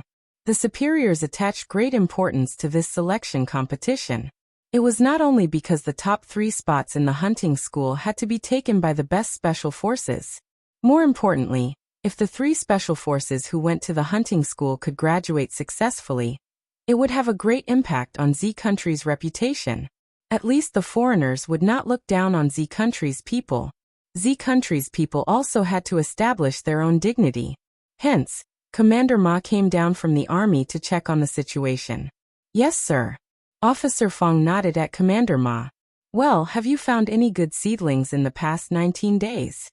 Commander Ma nodded and asked again. "There are some good seedlings, but they are still young." Speaking of good seedlings, the first person that came to Officer Fang's mind was undoubtedly Yun Jian. "How small? How's his strength?" Military Commander Ma quickly asked. 16 years old, and her strength is amazing. Officer Fang could only use the word amazing to describe Yun Jian. "Oh, since you can use such a tone to evaluate her, she must be a good seedling. I really want to meet him." As soon as Commander Ma finished his sentence, Chief Fang's walkie-talkie rang. The panicked voice of the Special Forces soldier on the other end of the walkie-talkie could be heard all over the place. Sir, our plan has been seen through." All the officers present knew why it took so long to walk from the entrance to the exit of the dense fog forest. However, this was also to train a Special Forces soldier's ability to respond to unexpected situations and complete missions quickly. Therefore, all of the officers were well aware of this situation. However, ever since the selection had been held, the secret of the fog forest had never been discovered by any of the participating special forces. Not to mention that the plan had been seen through. If the plan was seen through, then this plan would definitely not work. Therefore, the voice from the walkie-talkie made Officer Fang Commander Ma. And all the officers standing behind Commander Ma widened their eyes. What? The plan has been seen through. Who saw through it? Officer Fong asked the Special Forces soldier on the other end of the walkie-talkie in a daze. The voice of the Special Forces soldier immediately came from the other end. Hearing this, Officer Fong's eyes widened in shock. 006, isn't it her? It's that little girl.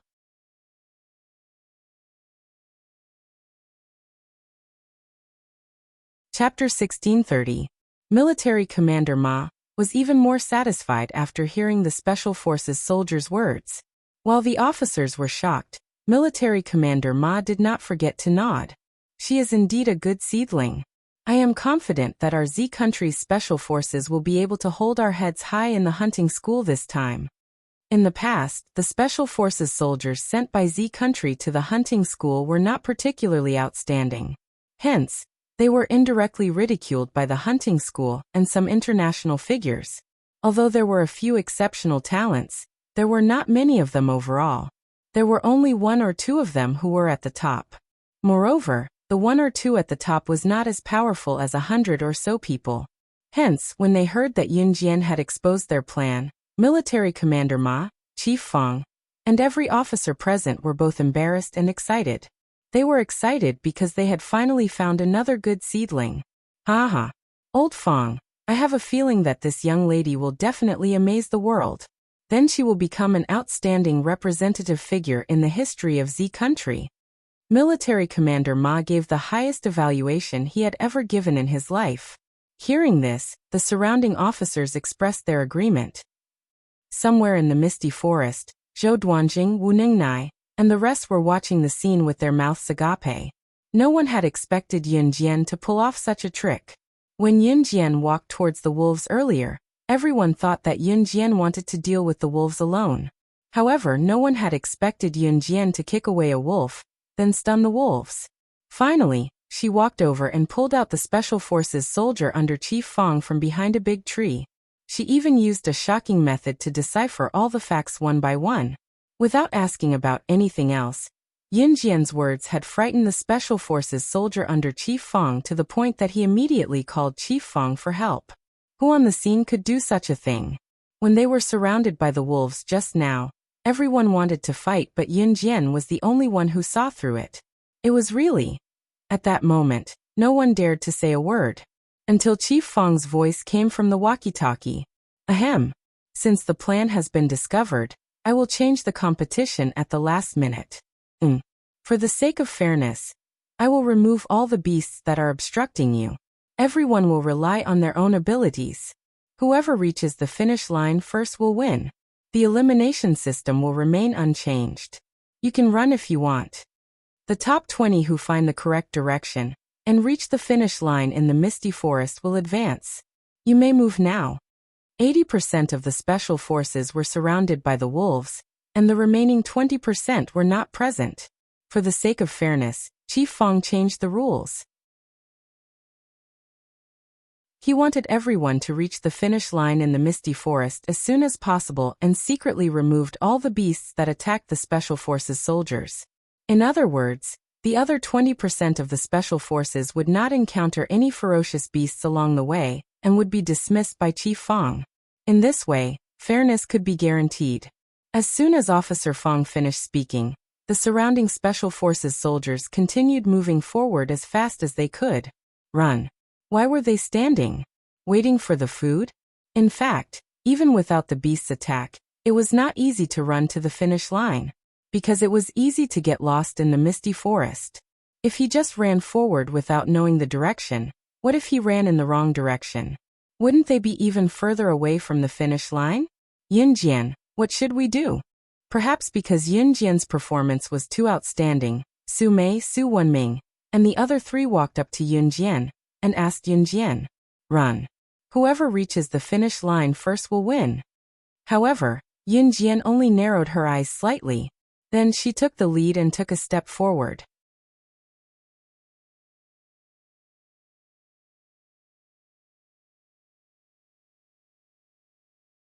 After a while, Military Commander Ma continued solemnly, I estimate that she can break the record and reach the finish line in 3 hours.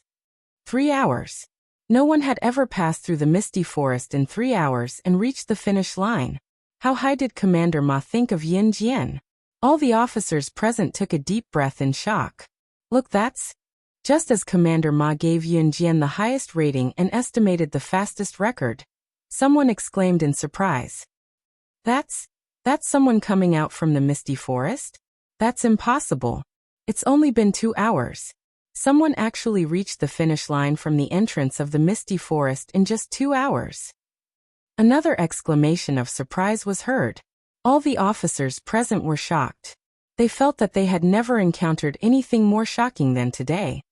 That's 006. Officer Fong narrowed his eyes.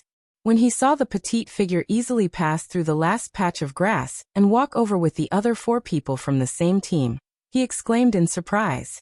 All the officers present straightened their backs solemnly when they saw the number tag hanging on the leader's chest.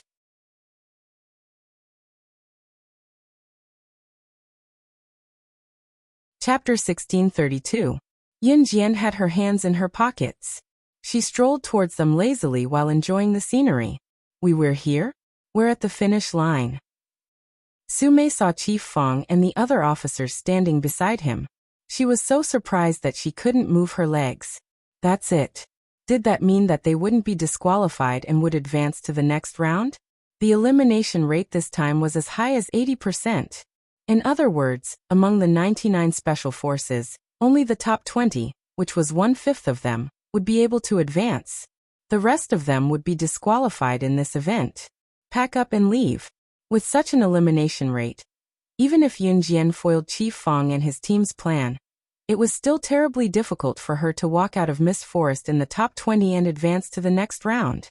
In spite of it, Yin Jian had brought them to the destination in just 2 short hours. First place. First place. It's really her. It's really her. Chief Fong was so excited that he pinched the corner of his shirt and shouted. Chief Fong had never lost his composure like today. However, the moment he saw Yin Jian and saw the number 006 tag hanging on Yin Jian's chest, he almost jumped onto Commander Ma's waist and hugged him. Although Commander Ma was also excited, he still resisted the urge of Chief Fong to jump on him. He twitched the corner of his mouth and cursed in his heart. Luckily I'm prepared. Old Fong, if you jump on me, my waist will be hurt by your hug. Chief Fong's eyes were fixed on Yin Jian from the beginning to the end. When he saw Yin Jian walking towards him, a trace of pride flashed across his heart. It was his pride to be able to become Yin Jian's chief. Yin Jian walked slowly to the finish line. Chief Fong excitedly said to Yin Jian and the other 5 people with Yin Jian, 006, congratulations on getting first place in the 20th Dangerous Combat event. And your team is the first to reach the finish line. When he said this, Officer Fong was trembling all over. By the time the other teams reached the finish line, it had already been 6 hours since they entered the misty forest. By the 7th hour, all the teams had exited the dense fog forest. The outcome had been decided, but the teams that were eliminated on the spot were not discouraged. After all, he had participated in the preliminaries for 20 days and got to know many people. It was not a loss. When the results were announced, although Officer Fong's tone was much calmer in front of everyone, he still spoke with a hint of excitement. The first place of the 20th dangerous subject under actual combat conditions is 006. 006 is an example that all of you should learn from. Speaking of the 3 numbers 006, Officer Fong's blood was boiling. For some reason, when he said these 3 numbers, everyone present felt as if they were surrounded by faith. Zhou Duanjing and Wu Ningnai's faces were the darkest and scariest among all the people present. They had mocked Yin Jian before, and now their faces were as ugly as they looked. However, it was undeniable that Zhou Duanjing and Wu Ningnai were quite capable as they had advanced. Although they were the last team to advance, they had barely passed the passing line. Chief, when you mentioned 006 earlier, I had an illusion that I was looking at Slaying God, who stood at the pinnacle of the world. Her abilities were admirable, and she was ranked first on the International Secret Agent Leaderboard. That's because Slaying God's serial number was 006 when she first joined the Hun organization. At that moment, a Special Forces soldier who was eliminated suddenly said, although Slaying God was an international fugitive, it was undeniable that Slaying God's abilities were the lifelong pursuit of many people. 006 was Slaying God's serial number when she first joined the Hun organization. It was like the protection of God. Yunjian's abilities and her serial number made the Special Forces soldier feel as if he had seen Slaying God herself. Everyone around them had the same illusion when they heard that.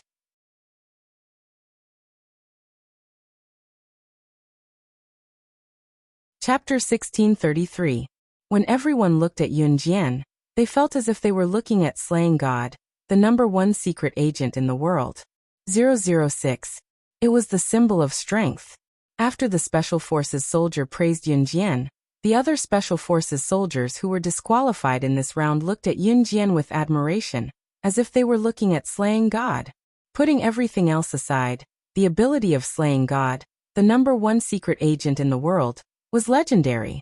At the same time, it was the dream of countless Special Forces soldiers, and a realm that they wanted to reach. Countless Special Forces soldiers wanted to fight for the quota to go to the Hunter Academy, in order to train their skills to become someone like Slaying God. So what if you're staring at her? She's 006, but that doesn't mean she's Slaying God.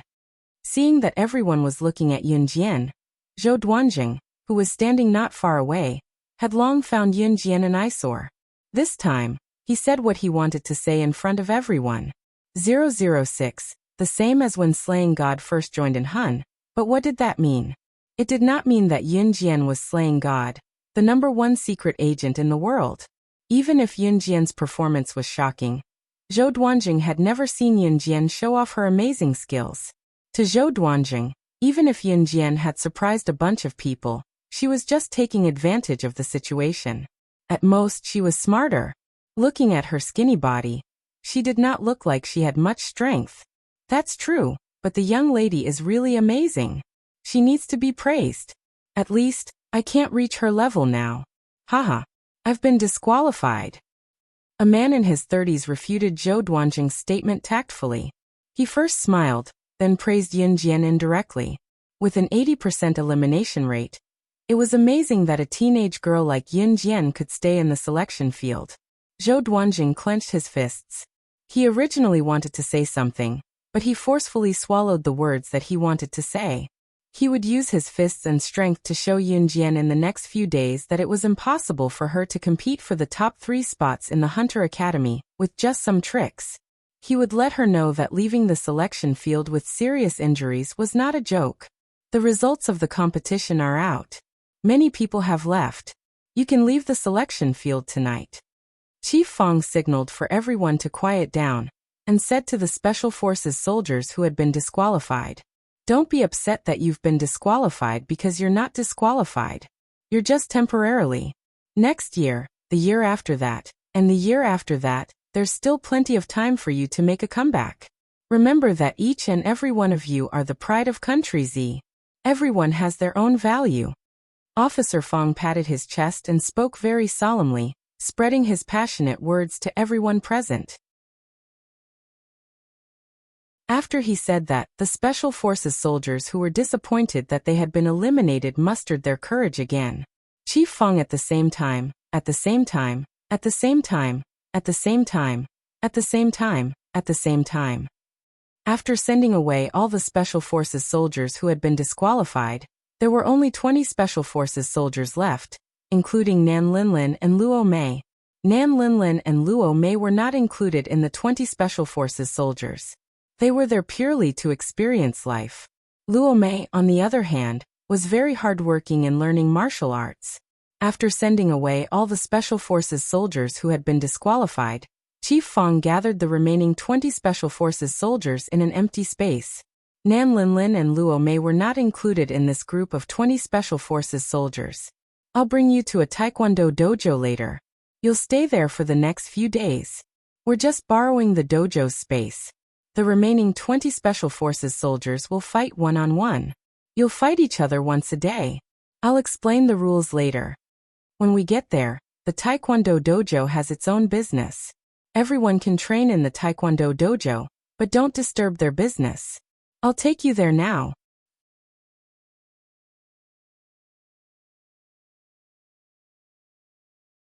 Chapter 1634. After Officer Fong finished speaking, he asked the people who stayed behind to pack their luggage. After staying here for 20 days, Luo Mei was reluctant to leave. So many of us were eliminated so suddenly. I feel a little sad. Luo Mei pouted and said dejectedly, all good things must come to an end. Our selection competition will officially end in 10 days. Su Mei had to say something that made Luo Mei's heart ache. Luo Mei was still too naive. Then can I still hang out with you guys in the future? Luo Mei looked at Yun Jian, and then at Su Mei and asked expectantly. Of course. Su Mei answered coolly. Luo Mei heard Su Mei's words and looked at Yun Jian expectantly. Sure. Yun Jian's red arc moved slightly and she said calmly. That's great. Luo Mei smiled at Yun Jian, and Su Mei and clapped her hands excitedly. TSK, we've only been together for a few days. You're acting as if you've already been through life and death together. Pretentious. Nan Linlin heard what Luo Mei said to Yun Jian, and Su Mei couldn't help but complain. As soon as she finished speaking, Nan Linlin's call was connected. She hurriedly pressed the hands-free button and pressed the phone to her ear. The disgusting face just now instantly disappeared and was replaced by an intimate and disgusting smile. Hello dear, what are you doing? Me? We're going to a Taekwondo dojo. I don't know where it is. Okay. I'll send you the address as soon as I know it. I love you too. I want a kiss. I've been here for you for the past few days and I've been bored to death. Yun Jian raised her eyebrows slightly after Nan Linlin's mushy words. Luo Mei and Su Mei's tolerance was obviously weaker than Yun Jian's. Even though it was not their first time hearing Nan Linlin's mushy words, their lips still twitched. It was true that they reacted this way because they were numbed by the words. However, Yun Jian had already packed her bag. She slung it over her shoulder and was about to walk out. We're ready to. Luo Mei and Su Mei couldn't stay any longer. They quickly picked up their luggage and followed Yun Jian out of the door. After everyone had arrived, Officer Fong led them to the Taekwondo gym he had mentioned. This Taekwondo dojo was very big. It was the only dojo in the entire Z country. It took Officer Fong 2 hours to take a bus to get here. Other Taekwondo dojos only had 1 floor, and the area was not large, but this Taekwondo dojo's had 3 floors. The entire 3 floors were the Taekwondo dojo's territory. Each of the 3 floors was an endless training ground. The business here was very big, and there were many people who came here to practice Taekwondo. Moreover, there was a hotel on the 3rd floor of the Taekwondo club. As soon as Yun Jian and the others arrived, they were arranged to stay in a hotel on the 3rd floor of the Taekwondo dojo. Because the business of the Taekwondo dojo was booming, many big shots from all over the country came here. Even some famous people from the world came here, so the business of the hotel was also booming. After Yun Jian and the others checked in on the 3rd floor, the one-on-one competition was not in a hurry to start. At night, Officer Fong gave everyone some free time. They could also go out with their friends, go to restaurants, go to the supermarket to buy something to eat, and so on. After Yun Jian, Su Mei, Luo Mei, and the others settled down, they went downstairs to look for food. It was still early. 5:00 was the time for the Taekwondo students to go home for dinner. So Yun Jian and the others did not see many Taekwondo students when they went downstairs. They found a snack bar nearby and sat down to order 3 bowls of pickled vegetable noodles. Just as Yun Jian and the others relaxed, they heard someone at the next table mention, "Hey, did you guys know? I heard that many special forces have just moved in at the Taekwondo dojo next door. It said that there will be a one-on-one competition to choose the best 3 people."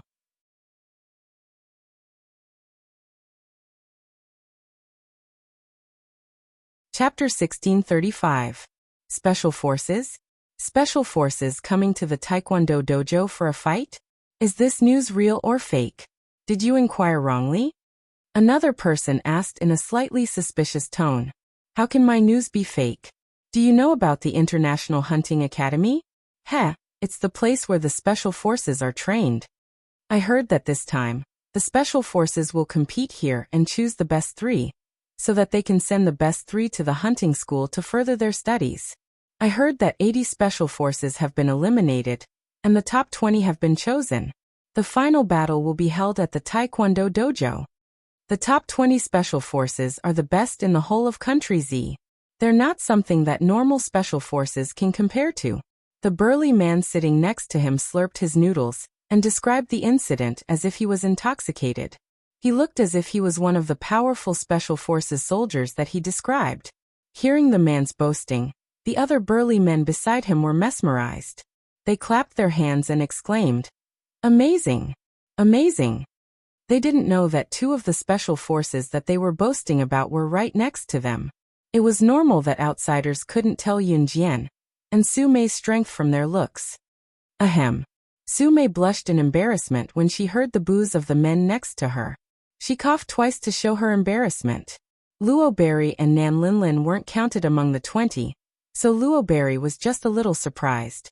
Yun Jian was calm as if nothing could change her expression. The noodles are here. 3 bowls of kimchi noodles. It's warm, be careful not to burn it. The shop owner brought 3 bowls of freshly cooked kimchi noodles and placed them in front of Yun Jian and the other 2. Wow. It looks delicious. Luo Berry couldn't help but pick up her chopsticks and put the noodles into her mouth. Phew. It's so hot. Don't burn yourself. Luo Huan gasped. She took 2 deep breaths. Then, she was afraid that Yun Jian and Su Mei would be scalded like her. She endured the burning pain in her mouth and quickly spoke to Yun Jian and Su Mei. Hurry up and drink some water. Look at how impatient you are. Su Mei laughed dryly and quickly poured a cup of water for Luo Mei. Yun Jian's eyelids lifted slightly, and her red eyes curved slightly. Yun Jian ordered 3 bowls of noodles in a row and ate them all without blushing. Maybe it was because the noodles were too delicious. By the time they finished dinner, it was already 6:30 p.m. As soon as Yun Jian and the other 2 returned to the Taekwondo dojo, they saw about 20 to 30 Taekwondo students practicing boxing on the training ground on the first floor. There were also quite a few people standing around. It seemed like they were here to watch the show. Come on. Come on. Come on. Go Lin Kuan. There were actually girls dressed as cheerleaders standing by the side. They seemed to be cheering for a handsome boy among the 20 to 30 Taekwondo students. They seemed to be having a competition. Let's stay and watch before going back. Su Mei was suddenly interested. She squinted her eyes and said, "Sure." Luo Berry nodded. Yun Jian also stood in the same spot. These students were all practicing Taekwondo moves to see who could perform better. The male student named Lin Kuan instantly became the center of attention.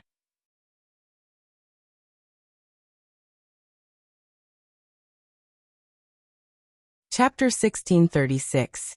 That boy named Lin Kuan was the one with the most cheers out of all the Taekwondo students present.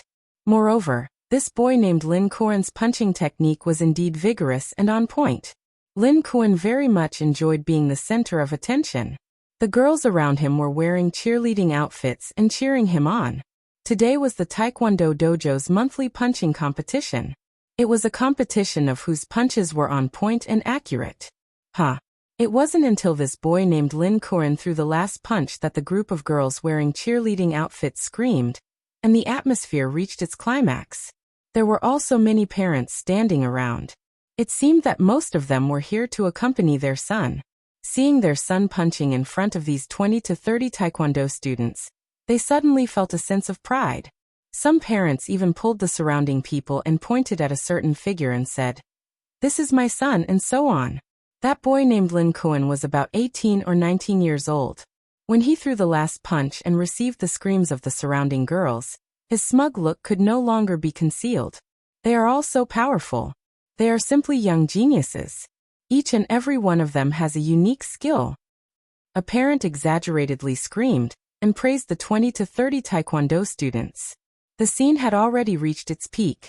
Countless people were cheering and screaming uncontrollably. They are the hope of our country. Some parents even shouted loudly. To the parents, these youths who trained in Taekwondo were like martial arts experts. Because they knew Taekwondo, That feeling was different from that of ordinary youths. In short, in the eyes of the parents, as long as the children had a little bit of ability, they were already very powerful. This was also the reason why that boy named Lin Kuan, who looked quite good, was so smug. When a person was smug, it was completely dependent on the people around him flattering him. If no one around him flattered him, then there was no doubt that this person would not feel that he was different from ordinary people. After Lin Kuan finished punching, he domineeringly turned his head. He walked over and took a bottle of mineral water from a girl. He opened it and drank it. This girl was so happy that she almost fainted. Lin Kuan actually took the mineral water from her hand. Lin Kuan was already tired of these girls. Every time it was the same group of people who came to watch him punch. Once or twice, he felt very smug and knew how to brag about his strength. But every time it was the same group of people who came to watch him punch, and then screamed and cheered. He was no longer satisfied. Just as Lin Kuan drank the mineral water that the girl gave him, he inadvertently glanced at Yun Jian, and the other two not far away. These three girls, he had never seen them before. Lin Kuan tossed the bottle of mineral water in his hand away, allowing it to flow on the floor as he made his way to Yun Jian and the others. Lin Kuan went to pick up girls again. Standing not far away were a few people who were about the same age as Lin Kuan. They were also members of the Taekwondo dojo, and were also Lin Kuan's good friends. Lin Kuan's attention, Lin Kuan's girls' attention. Who was Lin Kuan? Lin Kuan's. Lin Kuan ran a hand through her hair as she stared at Yun Jian and Luo Mei, waiting for their reply.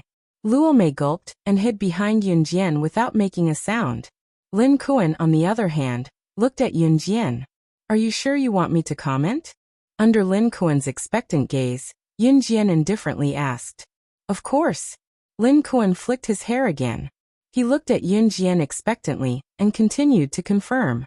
He had full confidence that Yun Jian would definitely give him a very high evaluation. Because his strength was there for all to see, he would not accept any rebuttal. In the distance, Lin Kuan's friends all revealed mocking smiles. Which young girl who saw Lin Kuan's handsome and eye-catching side wouldn't be able to resist giving him a high evaluation? Everyone around them looked at Yun Jian, as if they were making a solemn vow. However, he heard Yun Jian's comment. Fancy moves, flashy but not practical. Nice to look at, but useless.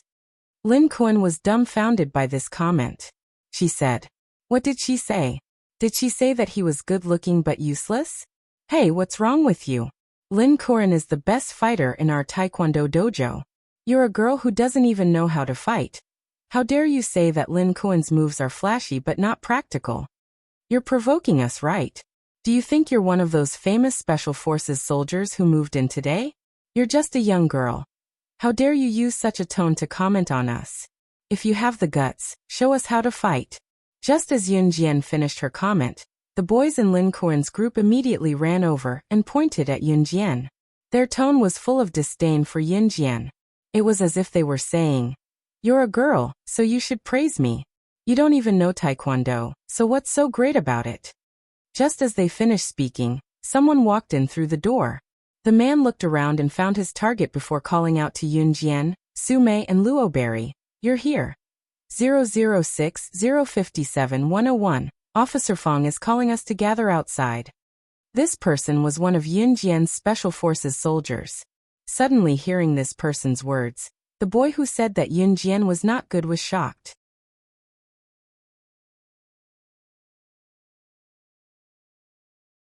Chapter 1637.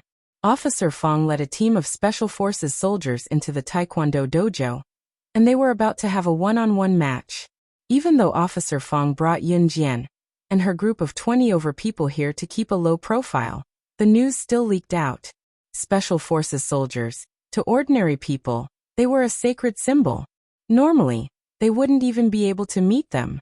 Being a Special Forces soldier represented strength. Why did the youths in the Taekwondo dojo train so hard? Wasn't it all for the sake of becoming stronger? And the Special Forces soldiers were such a powerful existence. As the saying goes, powerful people will always be looked up to.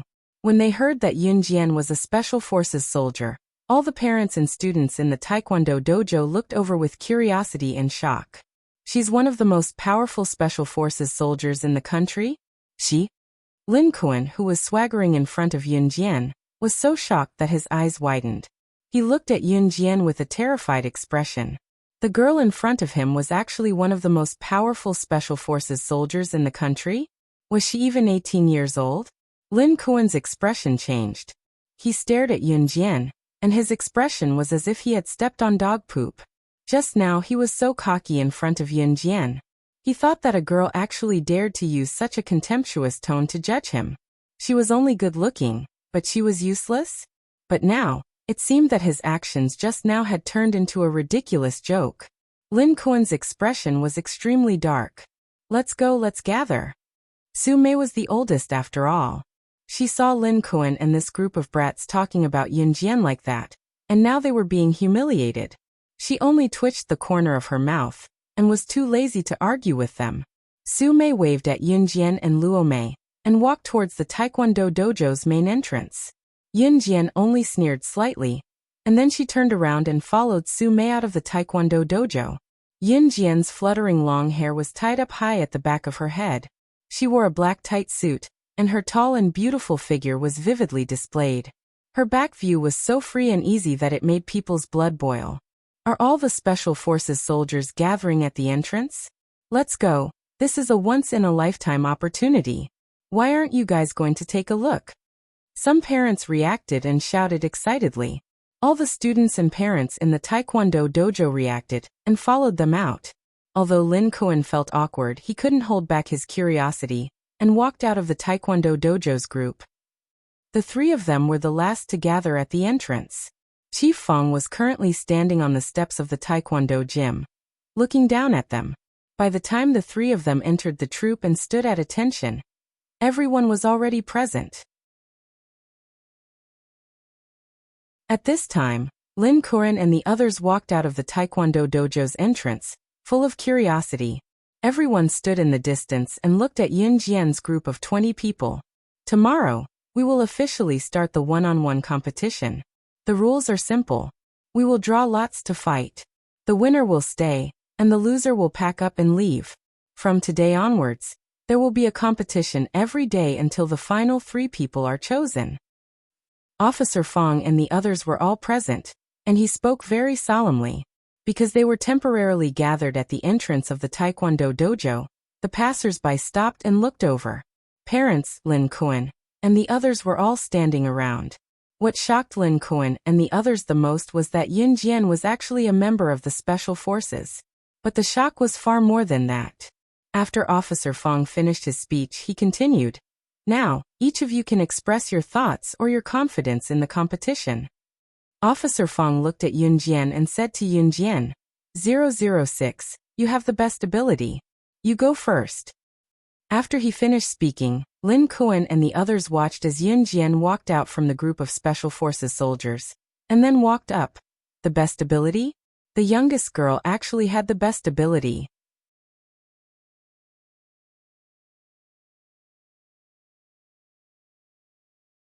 Chapter 1638. Lin Kuan and the others watched as Yun Jian left the team and slowly walked to the stairs of the Taekwondo dojo. She stood next to Chief Fong and turned around to look down at the people in the team. Seeing Yun Jian's solemn look, Lin Kuan and the others who were standing in the distance had an illusion for a moment. Yun Jian's appearance was like the king of all, looking down on everyone. Although Yun Jian's age and the aura she was exuding at this moment were completely different, Lin Kuan and the others who were standing in the distance couldn't help but be impressed by Yun Jian's aura. At this moment, Lin Kuan seemed to feel the difference between himself as a Taekwondo player and Yun Jian as the king of the Special Forces. In spite of it, Lin Kuan swallowed hard and shook his head, refocusing his gaze on Yun Jian. He saw Yun Jian standing next to Chief Fong. She narrowed her eyes and pursed her lips.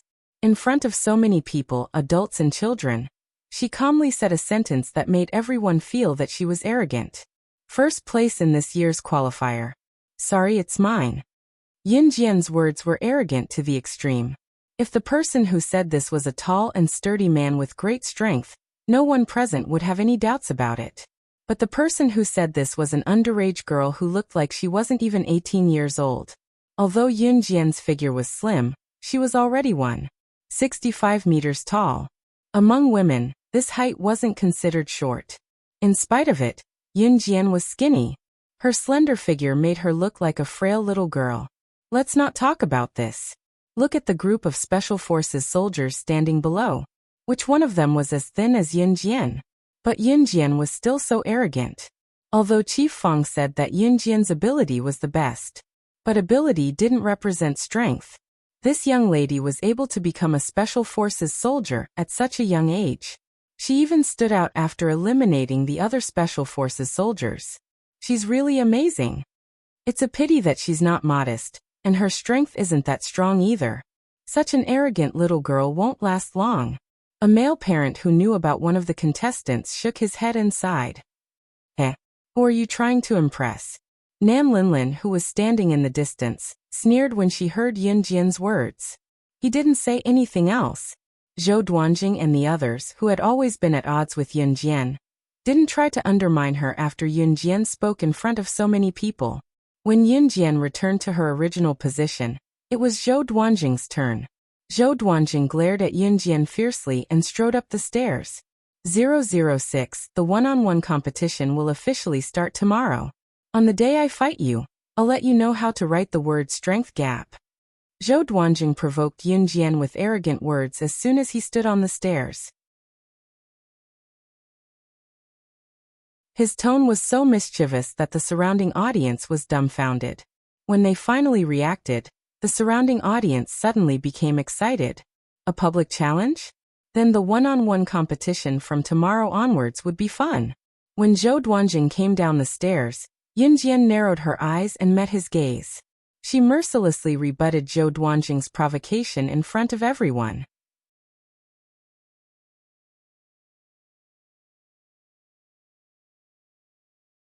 Chapter 1639.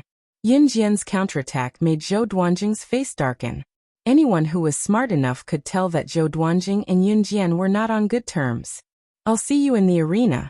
Zhou Duanjing gritted her teeth and spat back at Yun Jian. Zhou Duanjing was a member of the Special Forces after all. Lin Kuan, who wanted to show off in front of Yun Jian, felt a shiver run down his spine. Lin Kuan was still young. Although he was considered the most talented and powerful among the youths at his age, he was still young. But compared to the Special Forces, it was not even worth mentioning. Especially for a Special Forces soldier like Zhou Duanjing who exuded an imposing aura. Lin Kuan felt his hair stand on end just by looking at Zhou Duanjing's eyes, let alone talking to Zhou Duanjing as arrogantly as Yun Jian did. I'll wait for the day I kick you out of the competition. That kind of arrogant words. Regardless of Yun Jian's strength, Lin Kuan swallowed his saliva hard. Officer Fang obviously did not stop Yun Jian and Zhou Duanjing from verbally challenging each other. Sometimes, if one didn't stimulate one's potential, one would never know what realm one's strength could reach. After all the members went up to express their fighting spirit, Officer Fang concluded with a final sentence before dismissing everyone. From tomorrow onwards, no matter if you leave or stay, please remember that you are the best. Some people would be frustrated for life because of one failure. Officer Fang was afraid that the Special Forces soldiers who were eliminated would have doubts about their strength. That was why he would transmit some positive energy to them before every large-scale elimination. Alright, from now on, you can hang your number tags on your chests. Tomorrow onwards, you will enter the finals and compete one-on-one. You can dismiss now. After Officer Fang finished speaking, he announced the dismissal. The moment Officer Fang announced the dismissal, Luo Berry breathed a sigh of relief for some reason. Luo Berry then took out the number tag from his pocket and fastened it on his chest. Although Luo Berry and Nan Linlin would not be participating in the finals tomorrow, the two of them trained like Yun Jian and the rest. Why can't this brooch be fastened? Sister Moldy, can you help me take a look?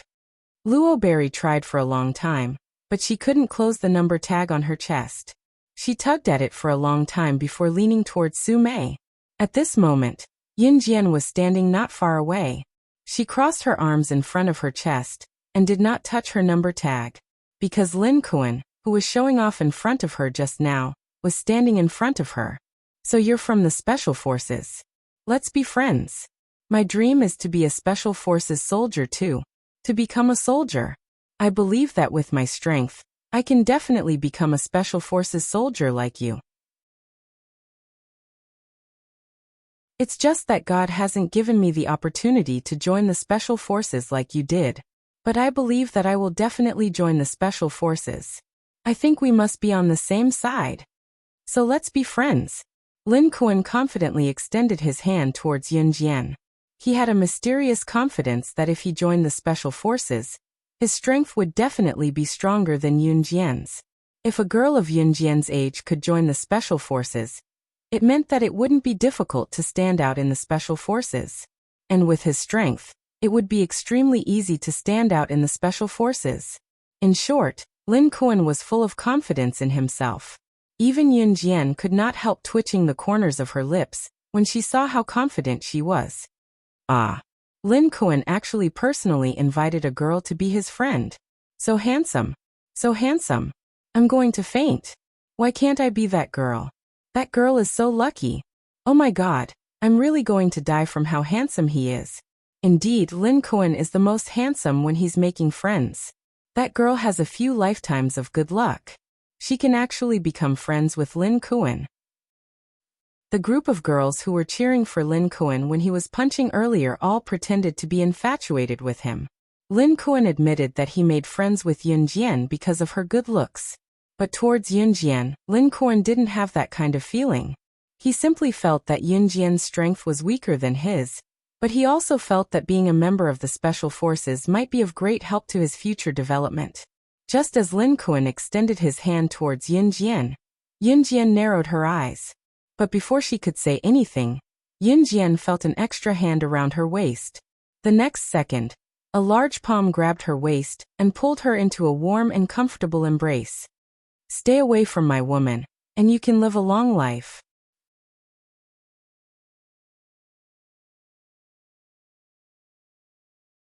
Chapter 1640. That warm chest. Even if Yun Jian didn't guess, she could guess who it was. Who else could it be other than him? As long as Yun Jian was free and could come out, Ce would come to find her. To describe Ce in an unkind way, even if she hid at the ends of the earth, he would still use his super invincible nose that was 100 million times more sensitive than a dog's nose to find her.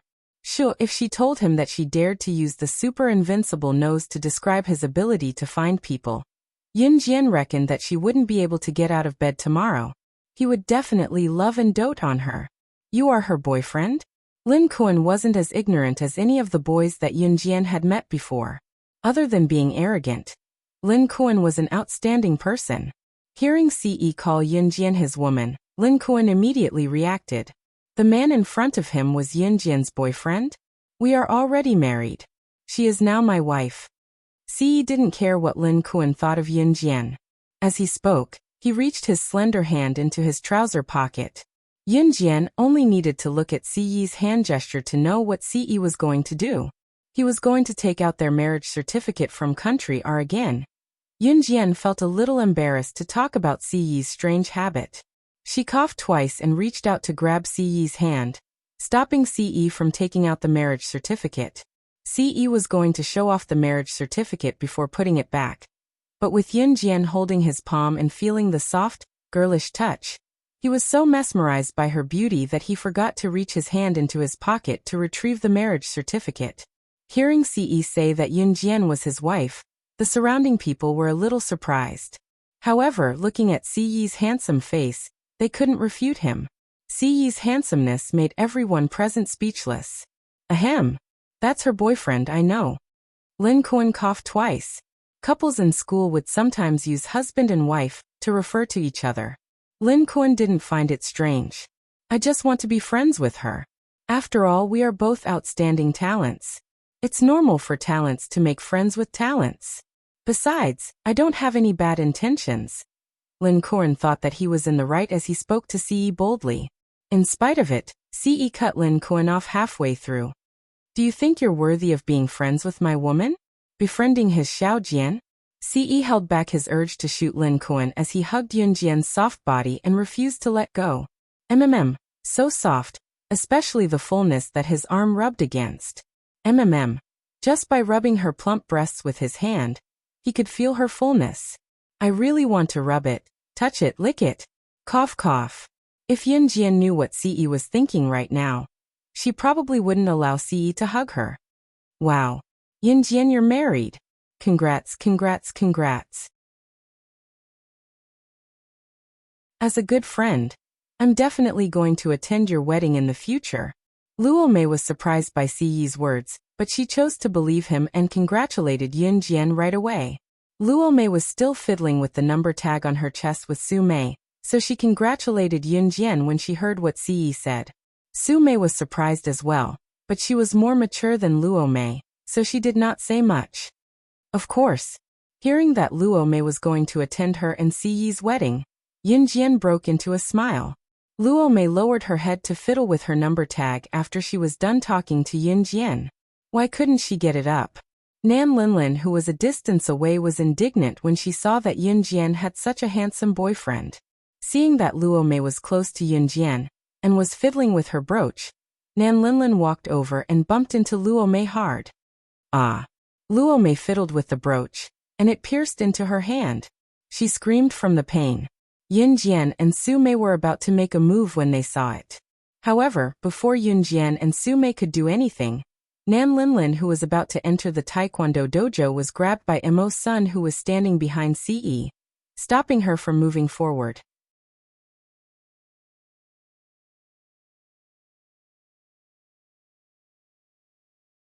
Chapter 1641. If a person were to stand up for someone of the opposite sex whom they had never met, then this person might just be mentally unstable and suddenly wanted to avenge the other party. Mo's son, who stood behind Ce, saw from the best position that Nan Linlin saw Luo Mei fiddling with the brooch on the number tag and purposely bumped into her, causing Luo Mei's hand to stab the brooch hard. Yin Jian was Luo Mei's friend, but when Mo's son saw this scene, he instinctively rushed forward to avenge Luo Mei.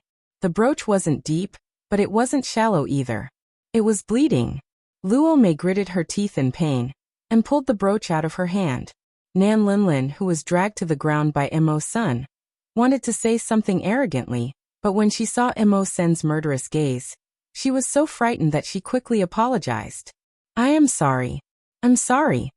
Nan Linlin ran away as fast as she could after apologizing. Seeing this, Mo's son didn't chase after her. He saw Luo Mei pull the brooch out of her hand, and it was bleeding profusely. Hence, he took out a few pieces of tissue paper from his pocket and walked over to Luo Mei's other hand that wasn't injured. He placed the tissue paper on Luo Mei's uninjured hand and turned to stand behind Ce without a word. Lubi stared blankly at the tissue paper that Mo's son had placed on her hand. She widened her beautiful eyes and glanced at Mo's son before lowering her head to look at the tissue paper in her hand. Thank you. Luo Mei thanked Mo's son politely. Mo's son didn't say anything. Mo's son's appearance was also very outstanding. Although he wasn't as handsome as Xuering, he was still very handsome. If Xuering didn't have that terrifying scar on his neck, he would be the most handsome of the 4 leaders of an Hun group. Unfortunately, with such a long scar, Mo's son was more handsome than Xuering, even though Xuering was still handsome. The finals are starting tomorrow. How about it, young man? Do you want to have a meal together? Officer Fong walked over from the side and looked at Ce with a young man with a bright future look as he invited him in a friendly manner. Everyone, let's go together. I'll be the host today. Let's have a good meal at the hotel. Officer Fong called the others and said excitedly. Since Yin Jian wanted to go, Ce naturally wanted to go too. Nan Linlin's plan failed, and no one wanted to talk to Luo Mei, even Officer Fong's opinion of her. Hence, no one called her when they went to the hotel for a meal. Officer Fong ordered 3 to 4 tables of food. More than 20 people gathered together and ate with relish. Tomorrow was going to be a new battle, but before that, it was best to relax while he could. Luo Mei to see Luo Mei. Luo Berry was a little shy because Mo's son had stood up for her just now. She didn't dare to raise her head. Yin Jian was holding a glass of Sprite and enjoying it. Delicacies were usually eaten slowly, and in the most comfortable way. Only then could one understand the true essence of delicacies. Officer Fong came over with a glass of wine and toasted CE and MO Senator then. He walked over to CE curiously. Seeing that CE had not let go of Yunjian's hand, he jokingly asked CE in front of everyone. You two young people are so loving. You can't bear to let go of each other at all times. Speaking of which, how far have you two young people gone? Officer Fong raised his eyebrows and looked at CE curiously. Yunjian's hand paused when she heard this. Then CE suddenly said, I've done everything I should and shouldn't. This short sentence made everyone's imagination run wild. CE's level of lying had not changed at all. Yunjian nearly spat out the Sprite in her mouth. She choked on it twice.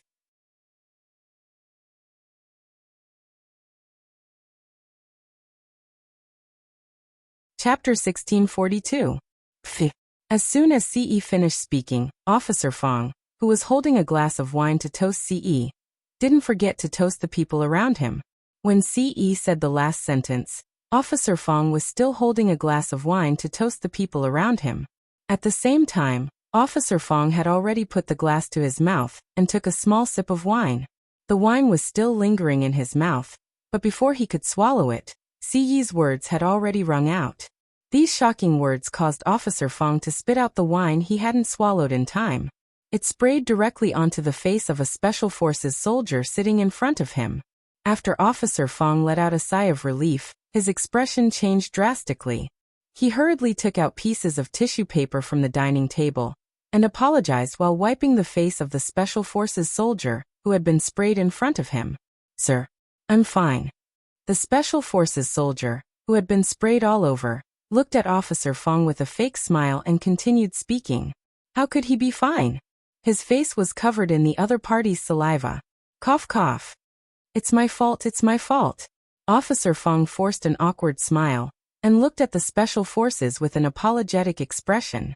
After wiping the Special Forces soldier's face, Officer Fong came back to his senses and saw that CE had already let go of Yunjian's belly. Actually, Yunjian had blushed and slapped away CE's hand, who had shamelessly lied in front of everyone. The dishes were served one after another. At this moment, CE wasn't holding Yunjian's hand. Officer Fong was a little puzzled, but he didn't ask any further. Cough. He was afraid that he would ask something strange again.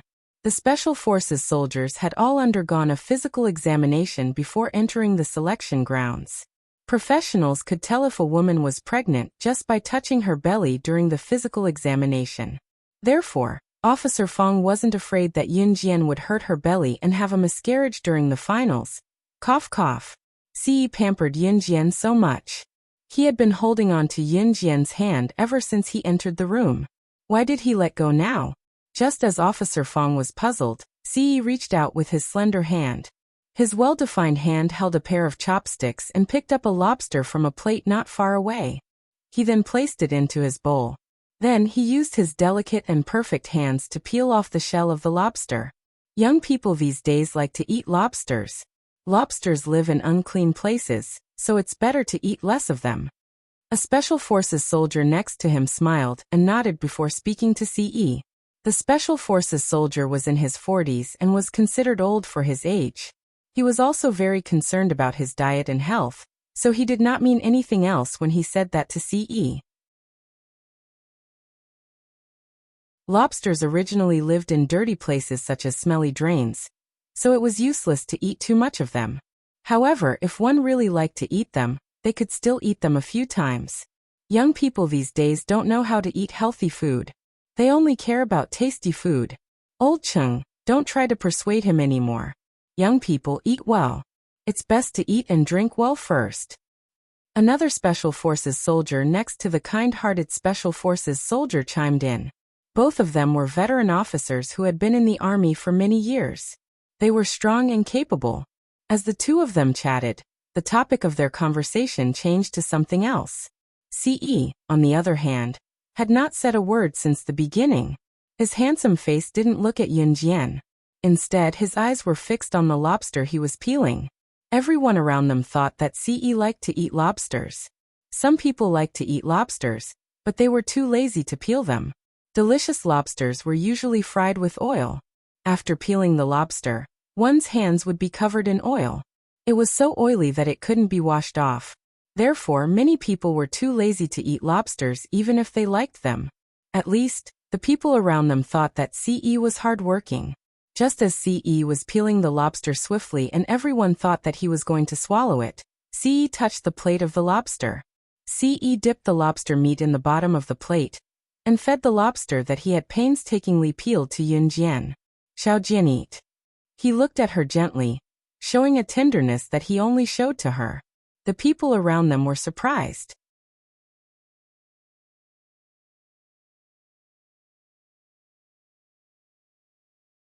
Chapter 1643. Yunjian loved to eat prawns and lobsters. However, she rarely ate lobsters because the shell was hard to remove. This was because Xiao Yunju had once fed Yunjian the lobster he had painstakingly peeled. Yunjian pinched Xiao Yunju's tender cheeks. Ce only found out about it then. Therefore, when the dishes were served today, Ce peeled the lobsters as soon as he saw them. He peeled it very carefully, peeling off all the hard shells without leaving a single trace. If one were to ask if Ce was a very hard-working person, the answer would be no. Ce never peeled lobsters himself. In fact, he had never eaten lobsters that were fished out of smelly drains before. However, ever since he saw Yunjian eat the lobsters Xiao Yunju had peeled for her, she revealed a satisfied expression. She even pinched Xiao Yunju's cheeks. Ce was moved. In order to peel lobsters for Yunjian, he had specially researched lobsters. Therefore, Ce quickly finished peeling off the shell of the lobster and delivered it to Yunjian's mouth. Yunjian was shocked. She glanced sideways at Ce. However, as she watched Ce, she bit, chewed and swallowed the lobster. During this process, Yunjian kept staring at Ce's face. Although she didn't express her emotions, Yunjian's heart was filled with warmth. It was as if her entire body was enveloped by something called warmth. Is it delicious? Ce's warm voice sounded. His words were filled with warmth. He looked at Yunjian with his easygoing eyes. It was as if even the coldest snow mountain could be melted by his eyes. Yunjian lowered her head slightly. She blushed and nodded gently. It's delicious. I really like this taste. She had never told anyone that she liked lobsters. However, Ce knew about it. Yunjian didn't know how Ce knew that she liked lobsters. However, Yunjian wasn't stupid. She thought about it carefully. When she was eating the lobsters that Xiao Yunju had peeled for her, she had pinched Xiao Yunju's cheeks with a blissful look on her face. At that time, he was there too. He must have seen it then. Yunjian didn't expect Ce to be able to observe her in such detail. Therefore, she was touched at this moment. When she had been the king of secret agents, slaying God, she had never trusted anyone easily. No one had ever observed her every move and knew her every word and action in order to understand her better. There had been people who had observed her every move and grasped her words and actions to the fullest extent, but they had done so in order to kill her.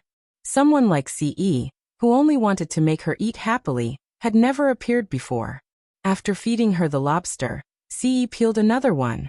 He removed the shell of the lobster and placed the meat into Yunjian's bowl. Everyone at the same table could feel how much Ce doted on Yunjian. They were speechless when they saw how much Ce spoiled Yunjian. By the end of the meal, Yunjian's mouth was stained with lobster oil. Yunjian loved good food. She had been like this in her previous life. However, she had never revealed this hobby in front of outsiders. Coincidentally, Ce knew about it. When Yunjian had finished all the lobsters, Ce wiped his perfect and slender hands with tissue paper. The two of you are so lovey-dovey. Ha! We old men can't take it anymore. When they left, the Special Forces soldiers laughed and teased Yunjian and Ce. In the end, only Yunjian, Ce, and a few others were left. Yunjian caught a glimpse of Ce's hand. Because he had peeled a plate of lobsters, his perfect fingers were red from the hard shell of the lobster. However, Ce didn't say a word of dissatisfaction. Seeing this, Yunjian's heart skipped a beat.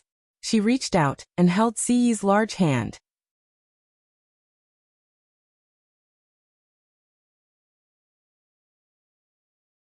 Chapter 1644. Ce was sometimes funny and shameless to the extreme. Although sometimes, Yunjian was too embarrassed to say that she knew him. However, Yunjian knew that Ce cared about her, which was why he sometimes acted so childishly. Thinking of this, Yunjian revealed a blissful smile. To be able to meet Ce after her rebirth was her greatest happiness in every lifetime. Whether it was when she was the sorcerer goddess in her previous life or now as Yunjian, she wanted to be with him forever. Until death. When Yunjian returned to the Taekwondo dojo, Ce accompanied her all the way. Yunjian stayed in the hotel on the 3rd floor of the Taekwondo dojo, and shared a room with Luo Mei. Su Mei and Nan Linlin shared a room. The contestants were not allowed to change their rooms, or go out to find another place to stay during the competition. So Yunjian naturally could not go out with Ce. Therefore, Ce also booked a room on the 3rd floor of the Taekwondo dojo, which was not far from Yunjian's room. Of course, Emo-sun did not dare to stay with Ce, so he stayed next to Ce. The night continued to spread. At 10 o'clock in the evening, there were 2 beds in their hotel room. Yunjian slept on the one by the window while Luo Mei slept on the one by the bathroom. Where are you going? Yunjian sensed Luo Mei walking towards the door. In the darkness, although her eyes were closed, she suddenly opened her mouth the moment Luo Mei walked towards the door. Luo Mei originally wanted to sneak out by herself, but she did not expect to be discovered by Yunjian. Luo Mei originally thought that Yunjian was asleep, so her movements were light when she went out. However, Yunjian's voice suddenly rang out, which startled Luo Mei. "Ah, you scared me. You're not asleep yet? I want to take a walk on the rooftop." "I can't sleep," Luo Mei said to Yunjian after she calmed down and patted her chest in fright. After a while, Yunjian's voice sounded faintly. After a pause, Yunjian nodded and said, "Don't go back too late. It's not safe." "Yes. I was just going for a walk. I'll be back soon." Hearing that Yunjian cared about her, Luo Mei was moved for a while and nodded vigorously. Luo Berry was born in a wealthy family. Her family was very rich. For example, her family was so rich that they could buy dozens of helicopters in one go. They were also the aristocratic families that people often talked about. Although Luo Mei was the eldest daughter of a wealthy family, she was usually very lonely. Her mother was a strong career woman, and her father was the chairman of a company. The 2 of them took turns to go on business trips, and the only one who took care of Luo Berry was the nanny at home. But as a nanny, how good could she be to a person? Lubi had been very lonely since she was young. Because of her good family background, many children were unwilling to make friends with her. Some time ago, even her best friend had left her. The reason was that her best friend's boyfriend saw that Luo Mei's family background was good, so he forced her to break up with her best friend to pursue her. Luo Mei naturally didn't agree, but after she rejected the pursuit of her best friend's ex-boyfriend, she went to find her best friend. Luo Mei still remembered that day. After she found her best friend, she tried to reach out to her best friend, but she gave her a resounding slap on the spot. In front of everyone, she called her a whore and said that she could steal other people's boyfriends just because she was rich. That was why Luo Mei came to the selection field without hesitation. She wanted to let herself forget the past that she didn't want to remember in the painful training. After hearing Yunjian's concern, Luo Mei was very moved. At this moment, she had already left the hotel room and walked to the rooftop. The Taekwondo dojo only had 3 floors, but the rooftop was very big and the decoration was very good. Luo Mei's heart was low, and she had already reached the top of the rooftop.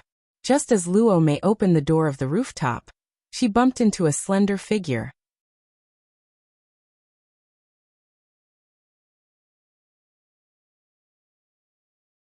Chapter 1645. When Luo Berry met Emo-san, she was really shocked. She originally just wanted to go to the rooftop to relax. It was already very late at 10 o'clock in the evening. Most of the people in the Taekwondo dojo were already asleep. Luo Berry actually felt so bad that she wanted to cry, but she was afraid that crying in the room would wake Yunjian up or scare Yunjian, so she ran to the rooftop. Luo Berry's best friend had played with Luo Berry since they were young. The 2 of them had been friends for 11 years. In the past, Luo Berry always believed that only her best friend did not care about her outstanding family background, and played with her as usual. However, after that incident, she was completely hurt. Even though she had been in the selection field for so long, sometimes she would run out and cry when she was upset. This would make her feel that life was actually just like that, and that crying would be fine. She did not need to let anyone know that she was crying. Luo Berry did not like to be seen crying. She was like her mother. Even if she bled and broke bones in front of outsiders, she would not shed a single tear. When she walked to the rooftop just now, the door to the stairs to the rooftop was mysterious. Luo Berry did not think much and opened the door, but she saw Emo-san at a glance. When she saw Emo-san for the first time, and it was also late at night, Luo Berry was so scared that she took a step back. Her legs went soft, and she fell directly to the stairs. However, before Luo Berry fell, Emo-san reacted naturally and reached out his hand to grab Luo Berry, who was about to fall down the stairs, and pulled her to him. Emo-san was a very gentleman. He would not take this opportunity to pull Luo Berry into his arms and take advantage of her. Even if Emo-san admitted that when he first saw Luo Berry, he knew that Luo Berry's appearance was very much to his taste. Be careful. After Emo-san pulled Luo Berry, he stabilized Luo Berry on the spot. Then he said these two words to Luo Berry without any change in his expression. Thank you. Luo Berry was so scared that her expression changed instantly. She thought that she was going to fall. However, Emo-san held her at the same time. This was the second time he helped her. Luo Berry thanked him. You're welcome. Be careful. After Emo-san said these two words, his expression did not change at all. He turned around with a cold face and was about to leave. You. Luo Berry called out to Emo-san again. Emo-san had just gone down the first step. Thank you for what happened during the day. Luo Berry bowed to Emo-san and said. Be careful in the future. If you're too naive, you'll be killed easily. Emo-san did not say anything else, but this sentence was a little cruel to Rockberry. Anyway, thank you. Lowberry nodded heavily at Emo Sr. And Luo Berries. Berry heaved a sigh of relief and found a spot on the rooftop to sit down. She looked up at the twinkling stars in the sky. SSS2's. At home, she was doted on by her parents. At school, she had friends to take care of her. Everyone cared for each other. After returning home, she could only face the empty house and walk to school alone. Her best friend whom she had played with for 11 years scolded her for being a whore. But now that he thought about it, he felt heartache. Looking at the stars in the sky, one by one, they snuggled together. The tears in Luo Berry's eyes flowed out. Fortunately, everyone was asleep at this time. Luo Berry was a strong person. She did not want to show her weakness in front of others. But in the dark she would cry. Like all young girls in their youth, she would bear her own pain alone. After crying for about 20 minutes, Luo Berry did not make any sound when she cried. When she was tired from crying, Luo Berry stood up and went back to her hotel room as usual. Suddenly, a man's voice sounded in her ear. Stop crying. Luo Berry stood up and saw Emo-san standing beside her. She was so scared that she took a big step back and asked on the spot. You? Why haven't you left? You? How long have you been standing here? Luo Berry was most afraid of people seeing her weak side. So the moment she saw Emo-san, her expression changed drastically.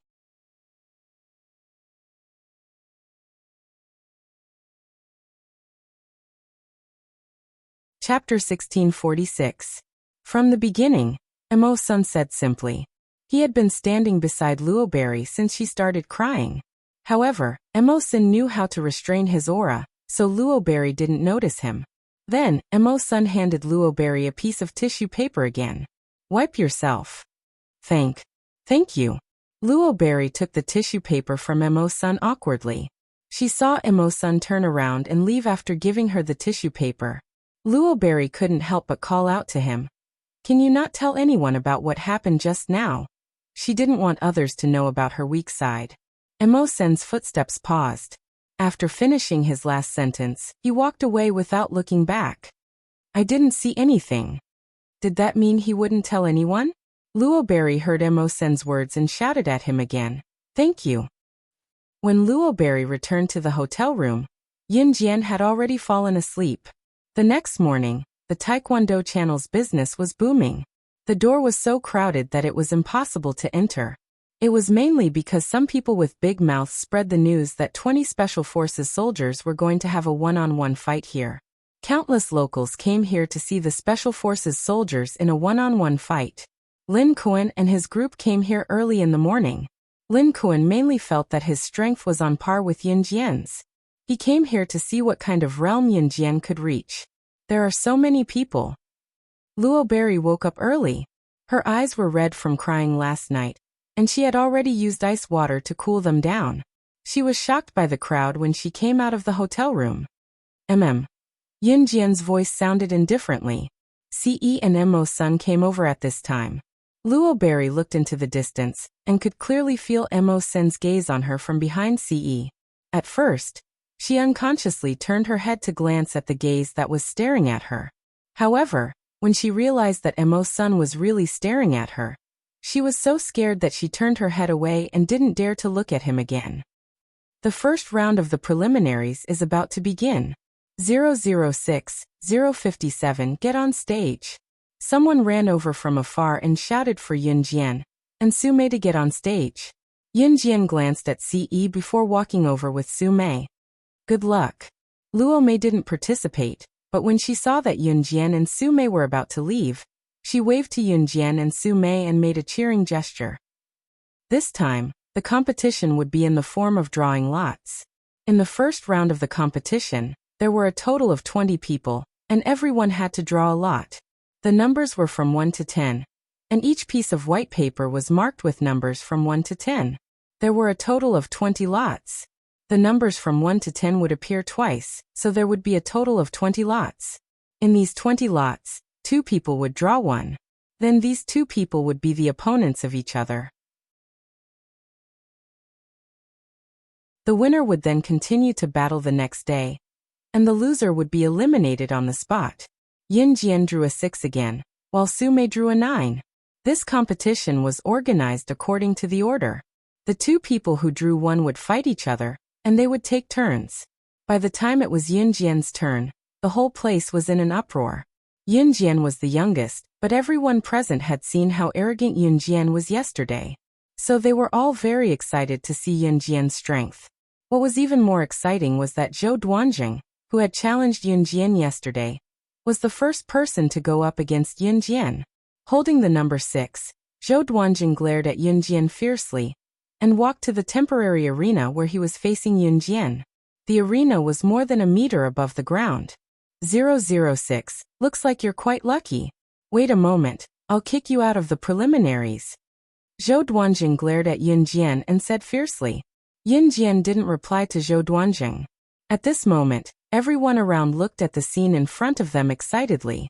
It wasn't until Officer Fong solemnly announced the start of the battle that Zhou Duanjing shouted and pounced on Yin Jian. He wanted to kick Yin Jian out of the arena with one punch. Yin Jian didn't move. Is she scared out of her wits? Someone asked in surprise. Get out of the preliminaries. Zhou Duanjing had already come to Yin Jian's side. However, just as Zhou Duanjing's fist was about to reach Yin Jian just tilted her body sideways and dodged Zhou Duanjing's punch. In a second, she flashed behind Zhou Duanjing, stood behind him, and kicked Zhou Duanjing off the stage, ending the competition. It was so fast that the naked eye couldn't see when Yin Jian came behind Zhou Duanjing. It was really just a second. Yin Jian won this battle in a second.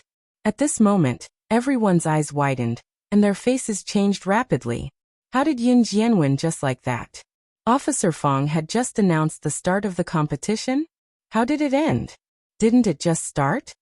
Some people were so scared that they didn't even have time to react. How did it end just as it started? Yin Jian really won so easily?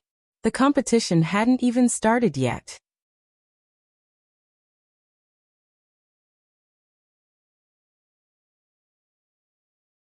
Chapter 1647. It was really 1 second.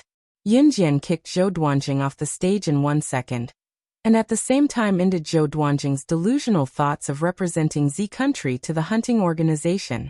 If it wasn't for Zhou Duanjing's arrogance, Yin Jian wouldn't have let him off the stage in such a pathetic state. It was because of Zhou Duanjing's arrogance that Yin Jian directly finished him off, causing Zhou Duanjing to lose face for the rest of his life. Being kicked off the stage in 1 second by a teenage girl, Zhou Duanjing couldn't care less about the pain. He scrambled up from the ground, but he didn't have the face to stay there anymore, so he turned and ran away. There was a dead silence in the surroundings. Everyone was waiting to see the battle between Yin Jian and Zhou Duanjing. However, this battle had ended before it even started. The final result was Yin Jian's instant victory. Instant victory over a male Special Forces soldier, who was ranked within the top 20 in the country. Yin Jian's ability was beyond everyone's expectations. It was something that they had never expected. Hence Lin Kuan, who saw this scene, sat up straight. His eyes were wide open, as if he had seen a ghost. Originally, Lin Kuan had vowed to Yin Jian that he wanted to be friends with Yin Jian, because he thought that his ability was only higher than Yin Jian's. However, at that moment, Lin Kuan felt Zhou Duanjing's power. More specifically, he felt Yin Jian's ability. Just now, when Zhou Duanjing threw a punch at Yin Jian, if it was Lin Kuan, he probably wouldn't even have the ability to withstand that punch. In spite of it, Yin Jian had dodged Zhou Duanjing's punch. That wasn't all. She actually went from Zhou Duanjing's front to Zhou Duanjing's back in just a second and kicked Zhou Duanjing off the stage. Lin Kuan's shock couldn't be described with words. In comparison, the few Special Forces soldiers who were in Zhou Duanjing's group didn't look too good. After the silence in the crowd, a huge wave of applause erupted for Yin Jian. Good. Good. Good. Too amazing. This is an instant victory. This little girl has a bright future ahead of her. Based on this strength, I reckon there's hope for him to enter the top 3. The public, who had ridiculed Yin Jian for not being able to win, immediately turned to Yin Jian's side. Now, all that was left was their high praise and confidence for Yin Jian. Su Mei and Luo Berry stood in the distance. Because Su Mei had drawn the number 9, she was not in a hurry to go on stage. 006 is too awesome. Awesome. Awesome. Luo Mei was standing beside Su Mei. When she saw that Yin Jian had accepted the challenge, she was more excited than anyone else. She looked at Yin Jian, who was standing in the arena, and reached out to touch Su Mei's arm. Sister Jiang, she won. I knew she would win. Luo Mei said as she shook Su Mei's hand. She was so excited that she almost jumped up. Cough, cough. A muffled cough came from the side. It was a magnetic male voice. Luo Berry held her hand, and had just recovered from her excitement. She raised her head and looked to the right, only to see Mo Sen's handsome side profile. Where's Sister Jiang? Luo Berry suddenly realized that she was holding Mo Sen's hand. She was so shocked that she quickly let go and asked, I'm here. Su Mei was standing beside Luo Berry just now, but she had walked away. When she saw that Luo Berry had held the wrong person, Su Mei said awkwardly. Luo Berry's face suddenly turned as red as an apple. Yin Jian stood in the arena. Just as she was about to leave the arena, she saw Ce, who was standing below the arena, jump onto the arena with one leg. He held Yin Jian's hand and walked down. The arena was open to the audience. Hence, the scene of Ce holding Yin Jian's hand and leaving the arena was exposed to the audience. Ce seemed to be holding Yin Jian's hand and walking down the arena after declaring his sovereignty. In addition to Ce's unbelievably handsome looks, Yin Jian's pretty face was a perfect match for him. The degree of compatibility between the two of them made the audience below scream. Oh my God, there are actually two people who are so compatible in this world. They are so loving.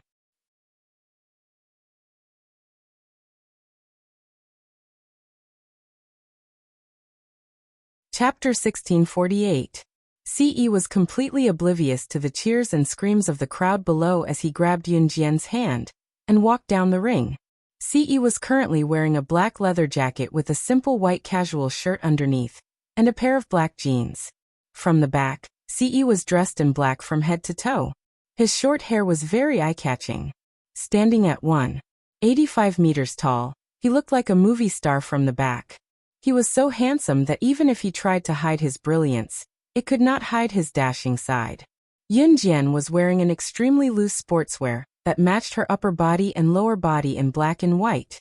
Coupled with her high ponytail and extremely slim figure, Ce could not help but feel a sense of relief. Ce held Yunjian's hand as they walked forward. Looking at them from the back, their compatibility could be felt just by looking at them. What was more, Ce's swift movement when he leaped into the ring and his indulgent gaze that only had Yunjian in his eyes. Just now Ce had grabbed Yunjian's hand and walked out of the ring. It was only a split second, but it had the audience's eyes popping out of their sockets. Words like handsome man and beautiful woman were no longer enough to describe how compatible Yunjian and Ce were. Young master. Emo-san lowered his head at Ce when he saw Ce coming over. Go back first. Ce did not look at Emo-senator. He held Yunjian's hand and walked around Emo-san and the others to leave, leaving Emo-san with these words before he left. An Hun group was busy, especially Ce, who was the leader of an Hun. He was busier than anyone else. In spite of it, Ce would not leave for the next few days. He had to accompany Yunjian to get a spot in the hunting school and watch Yunjian win. There was nothing more important than his woman. Xiao Jian was more precious to him than anything else. She was one of a kind. He asked Emo-san to go back first because he wanted Emo-san to go back to an Hun to deal with the organization's affairs. Yes. Emo-san responded to Ce's order without any change in his expression. At this moment, Ce had already pulled Yunjian's hand and left the Taekwondo dojo.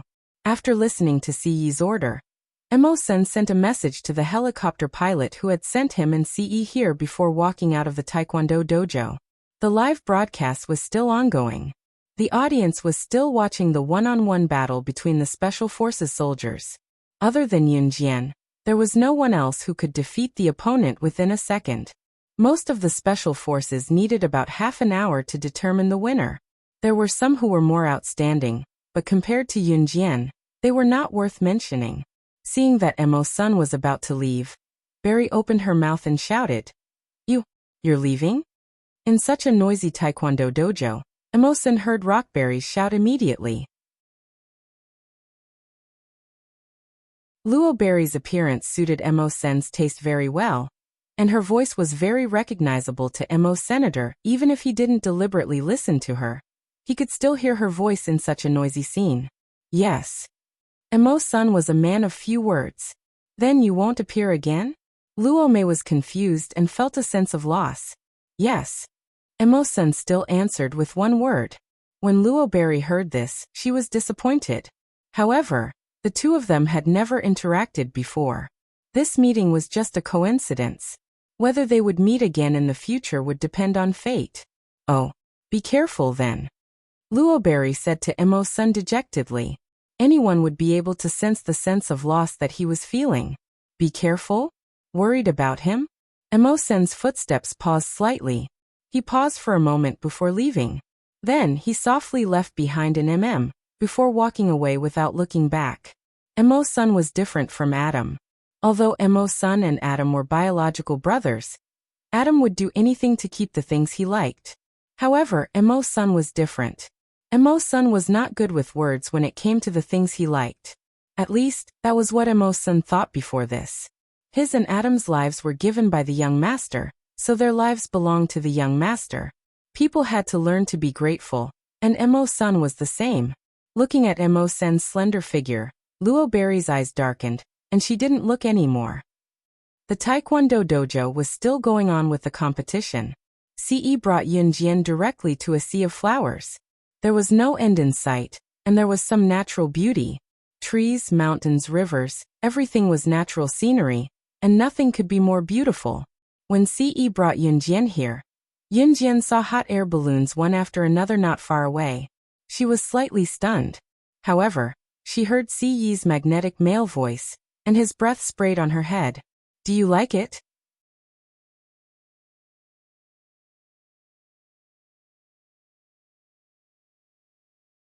Chapter 1649.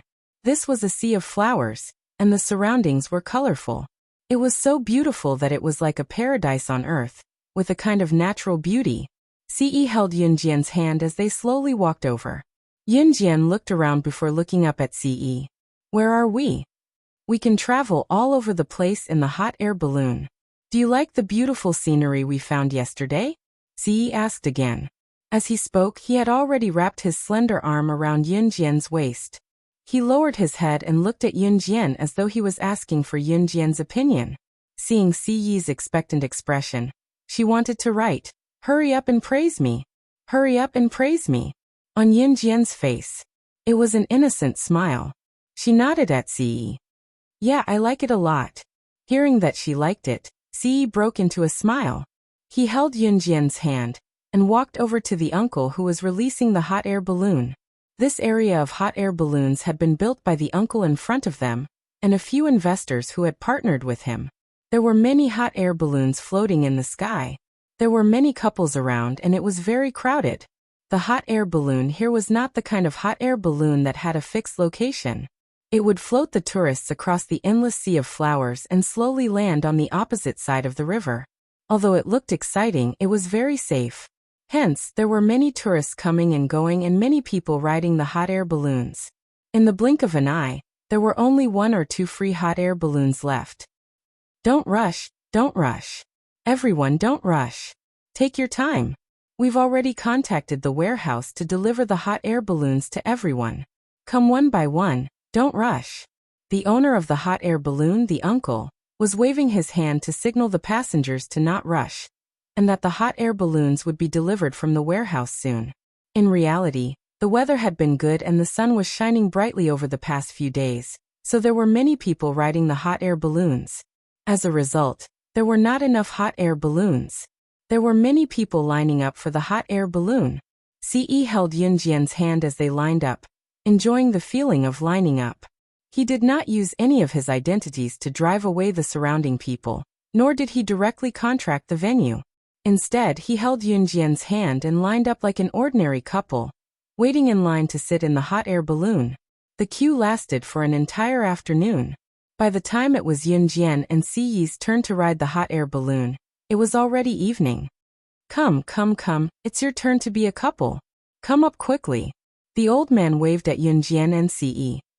Their husband and wife, Ce corrected the old man as he waved his hand. Ahem. So young. So they were husband and wife. This little girl is so young, but she has a husband who dotes on her. This way. Just step on it. When the old man heard Ce's words, he flashed his big yellow teeth and smiled. Then he gestured for Yunjian and Ce to board the hot air balloon. The hot air balloon's temperature was controlled very well. Therefore, only a young couple usually sat in the hot air balloon. Because there were handles on the hot air balloon, if one wanted to land, they just had to pull the handle off. When Ce and Yunjian boarded the hot air balloon, the old man stuck his head out and smiled at Yunjian. Then, he said to Ce with a sneaky look, "Young man, when you're at the highest point of the hot air balloon, give your wife a kiss, and I promise you'll be together for a long time. Let's go." After the old man finished his last sentence, he released the string tied to the hot air balloon. The hot air balloon immediately floated up from the ground and ascended into the sky.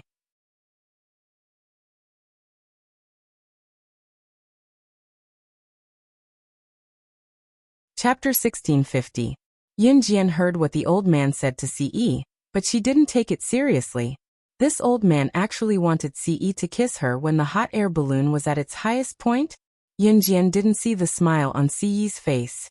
She also didn't take the old man's words to heart. Instead, she placed her hands on the railing of the hot air balloon. She wasn't afraid that she would fall if she stayed close to the railing. Yunjian stood at the edge of the railing. The wind whistled past, blowing her long straight ponytail. Yunjian stood against the wind. The wind was too strong. She squinted her eyes slightly and enjoyed the coolness of standing on the hot air balloon. Ce stood beside Yunjian. He leaned against the railing with his back facing Yunjian. He sized her up with his sharp eyes and stared fixedly at her. The hot air balloon was still on the verge of falling as it ascended, but Yunjian and Ce weren't afraid at all. "Ah, it's so scary. I want to go down. I want to go down. Would he fall? It's too scary. I don't want to stay on the hot air balloon anymore. There were 3 or 4 people standing on the hot air balloon next to them. They stood side by side with Yunjian and Ce for a while. A woman on the hot air balloon was hiding in the basket of the hot air balloon. She didn't even dare to move. She looked as if she was afraid that the hot air balloon she was sitting on would fall. No matter how the people around her pulled and pulled, the woman acted as if she was about to fall and die. She was so scared that her eyes kept rolling back. Look at the couple next door. They aren't scared at all. Why are you so scared? You're even making a fuss. Don't you feel embarrassed? On the hot air balloon next to Yunjian's, a man was lecturing the woman who was so scared that her eyes were rolling back. However, the woman squatted down and hugged the basket of the hot air balloon. The hot air balloon flew high, and it did not have a rocket launcher like an airplane, nor was it like a Ferris wheel. At least, there was a pillar that was close to the ground to support the entire set. Sitting in a hot air balloon gave people the feeling that they were floating in the air, which made them feel extremely insecure. Not long after, the hot air balloon that was flying alongside Yunjian and Ce chose to descend. It was probably not going to play anymore. On the other hand, Yunjian and Ce's hot air balloon gradually rose higher and higher, until the people standing on the ground felt as if they were about to fly into the clouds. The heat of the hot air balloon only lasted for a short while. It rose to its highest point, and then began to gradually decrease. Ce sized up Yunjian. This made Yunjian shy for a moment. Why do you keep looking at me? There was no one here, but it had risen to the highest point. Yunjian was a little shy as Ce kept staring at her. Ce had always been a person who was not good with words. He was not good with sweet nothings and did not know how to do romantic things. It was rare for him to be romantic today. Just as Yunjian lowered her head, feeling shy from Ce's stare, Ce suddenly said, "Xiaojian, I love you." She was shocked by Ce's words. He had barely mentioned words like and love in the past, let alone saying I love you in a situation like this. The hot air balloon was already at maximum power and hovered at the highest point, where the clouds could be seen just by looking up.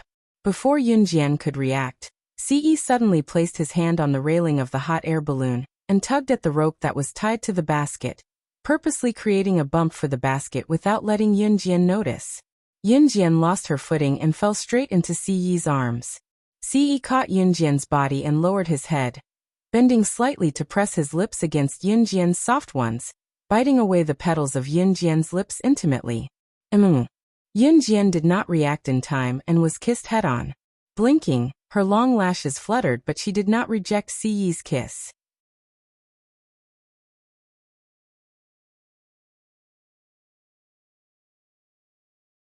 Chapter 1651.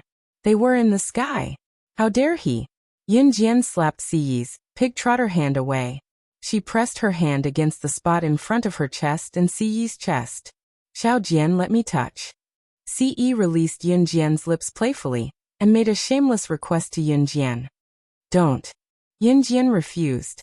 In the end, she could not win against Ce.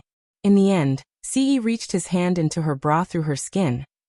After getting off the hot air balloon, Yunjian ignored Ce and walked forward alone. He had actually acted so bashfully in front of her on the hot air balloon just now. Yunjian did not want to talk about his bashful behavior anymore. "Xiaojian, what's wrong?" Ce came over to hold Yunjian's hand as usual and turned to ask her. Yunjian did not fling Ce's hand away, but she ignored him. "Did I touch you just now?" Before Ce could finish, Yunjian tiptoed to cover Ce's mouth. "Talk again and you're not allowed to do this in the future," Yunjian told Ce. To Ce, her words sounded coquettish, causing Ce's lips to curl into a pretty smile. Did she mean that he could still treat her like this in the future? Seeing Yunjian fling his hand away softly and walking away, Ce's lips curled up before he chased after Yunjian. Every Special Forces soldier was only allowed to fight once a day. A total of 10 Special Forces soldiers were eliminated in today's one-on-one battle. Among the candidates recommended by Principal Ma, other than Yunjian, only Su Mei was not eliminated. The rest, be it Su Wenming, Wang Buren, or Dong Xiu, were eliminated. The next day's battle was a 5 versus 5 battle. Yun Jian did not perform outstandingly on the second day, but after a few minutes of sparring, she kicked her opponent out of the ring and declared her victory. On the third day, there were only 5 people left. These 5 people were Yun Jian, Su Mei Wu Ningnai, and 2 other men whose names were unknown. 2 women made it to the final round of this year's qualifier. This made the audience a little surprised. After all, it was always the men who made it to the end in the previous qualifiers. Women were weaker than men, so the chances of them making it to the final round were slim. But this year, there were actually 2 women who made it to the final round, which made the people present doubt again. Could Yun Jian and Su Mei really make it to the top 3? In the last round of the competition, there were a total of 5 people. The 5 of them would take turns to fight. This meant that Yun Jian would have to fight the remaining 4 people who made it to the last 4 rounds. Everyone had to fight 4 rounds. After the 4 rounds, whoever won the most rounds would be the winner. This meant that Yun Jian would have to fight Su Mei. 006, use all your strength to fight me. I won't let you win. Of course, don't let me win. Su Mei was full of fighting spirit. She smiled and said to Yun Jian, "Definitely." Yun Jian pursed her lips and turned her head back to her. Naturally, she would not let Su Mei win. At this moment, the final battle was about to begin. Yun Jian's first opponent was Wu Ningnai. At this moment, Wu Ningnai stared at Yun Jian with hatred. "You made my brother look bad. Today, I will let you know what the gap in strength is." Zhou Duan, who was kicked off the stage by Yun Jian, was Wu Ningnai's brother. At this moment, Wu Ningnai was very confident in himself. Yun Jian narrowed her eyes. Just as she was about to say something, bang! There was a loud noise. In the ring, a white smoke bomb was suddenly thrown up and exploded in the ring. Then the surroundings were filled with smoke. "Oh hee hee hee." A snake-like female voice was heard. The crowd saw a woman with a perfect body standing before them. She was 1.7 meters tall and had a voluptuous figure. The woman who suddenly appeared held a whip in her hand. After laughing, she used the whip to whip Wu Ningnai and threw him off the stage. Then the woman met Yun Jian's eyes. In front of Zhou Duanjing, Chief Fang, Nan Linlin, Lin Kuan, and the rest, she mocked Yun Jian. Slaying God, the #1 secret agent on the international secret agent ranking, is actually fighting with this bunch of trash. If this gets out, people will laugh themselves to death. The #1 secret agent on the international secret agent ranking, slaying God? Yun Jian? Everyone's expression changed when they heard the woman's words. They thought that Yun Jian would deny it. However, the moment Yun Jian saw the woman in the ring, she narrowed her eyes and smirked slightly. She did not need to guess to identify the woman.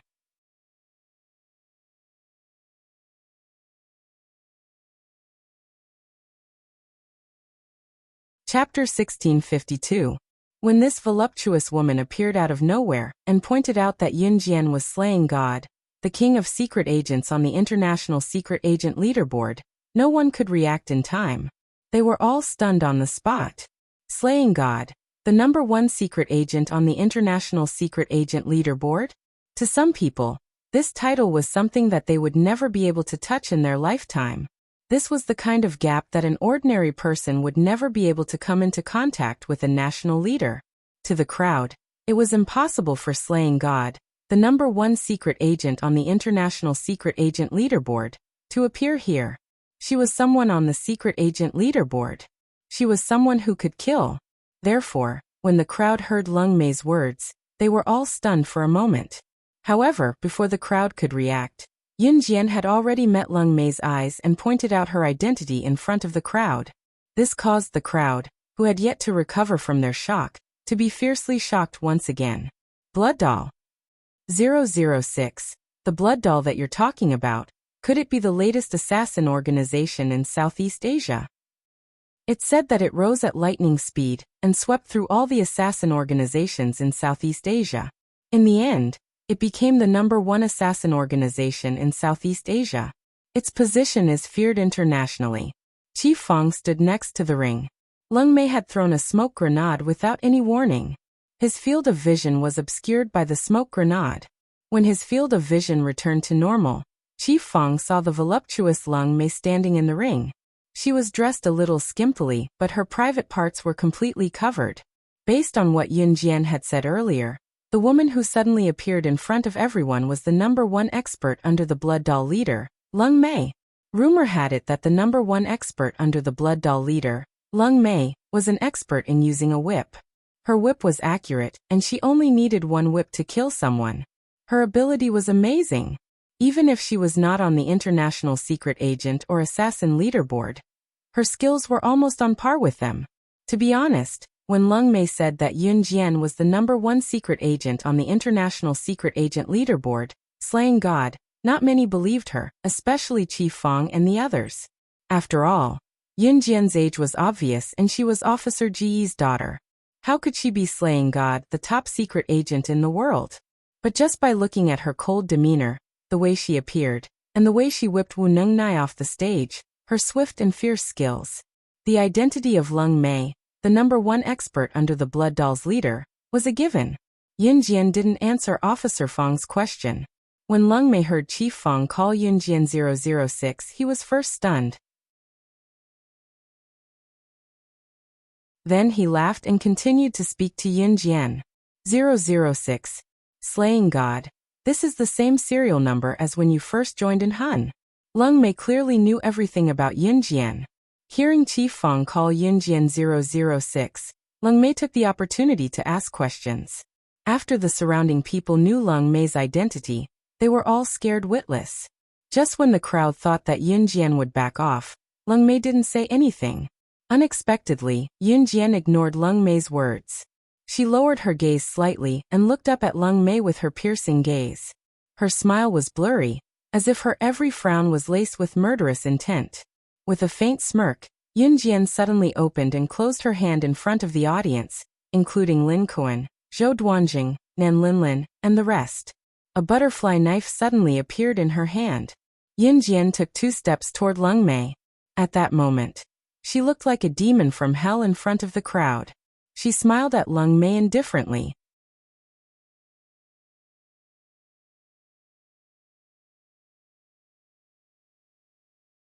Chapter 1653. Yun Jian's words were clearly heard by all the spectators in the Taekwondo dojo. Everyone was shocked by Yun Jian's words and her confident aura. 006. You're crazy. How dare you talk to Lung Mei, the top fighter under the Blood Doll leader? Come back. We have to fight side by side. Officer Fang's face changed when he heard what Yun Jian said to Lung Mei. Was Yun Jian crazy? How dare she talk to Lung Mei like that? Lung Mei was the top fighter under the Blood Doll leader. Even if they had more than 20 special forces, they would have to think twice before dealing with her, right? But what about Yun Jian? How dare she say to Lung Mei, Blood Doll, including you, will become my captive so blatantly? Was she crazy? 006 is crazy. She must be crazy. Not only will she be finished by saying such things, but she will also get everyone here killed. Zhou Duanjing was already holding a grudge against Yun Jian because she was disqualified in the preliminaries. Now that he heard Yun Jian's words, Zhou Duanjing took the opportunity to speak to the people around him in an extremely exaggerated tone. Everyone around the Taekwondo dojo panicked when Zhou Duanjing shouted. They all thought that Yun Jian would get herself killed by saying such things to Lung Mei. She's crazy. She provoked the Blood Doll organization in Southeast Asia. That's fine, but she wants to drag us down with her. We're ordinary people. If she wants to die, then she can die by herself. Why should she drag us down with her? With Zhou Duanjing's shout just now, the people around them cursed Yun Jian, who was on the stage. Everyone thought that Yun Jian's behavior just now would harm everyone. Get out. Get out. What 006? Get out. Selfishness. Shameless. We don't need special forces like you in our country. There were even people who cursed at Yun Jian, who was standing in the ring with chilling words. Although Yun Jian's words were arrogant, Lung Mei didn't dare to take Yun Jian's words as a joke. What a joke. She was not dumb enough to think that Yun Jian was joking when she heard slaying God's words. However, Lung Mei was stunned at this moment. She was stunned by the audience who were desperately shouting for Yin Jian to get out of the arena. However, Lung Mei only smiled coldly for a while, as if mocking the ignorant audience below. This group of selfish humans. Bang bang bang. At this moment, 3 gunshots rang out and hit the high ceiling of the Taekwondo dojo without warning. The gunshot rang out and the gun fell. When everyone reacted, they were so scared that they screamed, "Ah! Ah! Ah! Gun! You have a gun!" Before the exclamation could be heard, the crowd had already rushed out of the Taekwondo hall. However, before anyone could rush out of the Taekwondo dojo, the gunshot rang out again. This time, it landed at the entrance of the Taekwondo dojo. As the crowd passed by, they saw CE standing at the same spot. His slender fingers were on the gun's buckle, preventing anyone from leaving the Taekwondo dojo until the screaming crowd quietened down. His cold voice was heard and his tone was even more arrogant than Yin Jian's. "If you say anything bad about my woman again, don't even think about leaving this place unless you're a corpse." How could he make it sound so easy to kill someone? Moreover, the people around had only said something bad about Yin Jian, and he wanted to kill someone because of it. The crowd was frightened by CE's cold and sharp gaze. They saw CE sweeping his gun around. His cold gaze made everyone's hearts pound in fear. At this moment, CE's voice was heard again. "If anyone says anything bad about my woman again, this will be your outcome." After that, CE turned his gun sideways. Without even looking, he aimed the gun's muzzle at the chain hanging from the ceiling and fired a shot. The gunshot rang out and the gun fell. On the ceiling, the shot was so accurate that it broke the chain hanging from the ceiling. You're tuning in to the Li Mei's Wuxia Whispers YouTube channel. We're so grateful for your support and don't forget to subscribe to join us on this incredible journey through captivating stories. Your generosity through donations truly makes a world of difference, as it's the primary source of revenue that allows me to expand and enhance this channel for you. Thank you from the bottom of my heart for being a part of this adventure.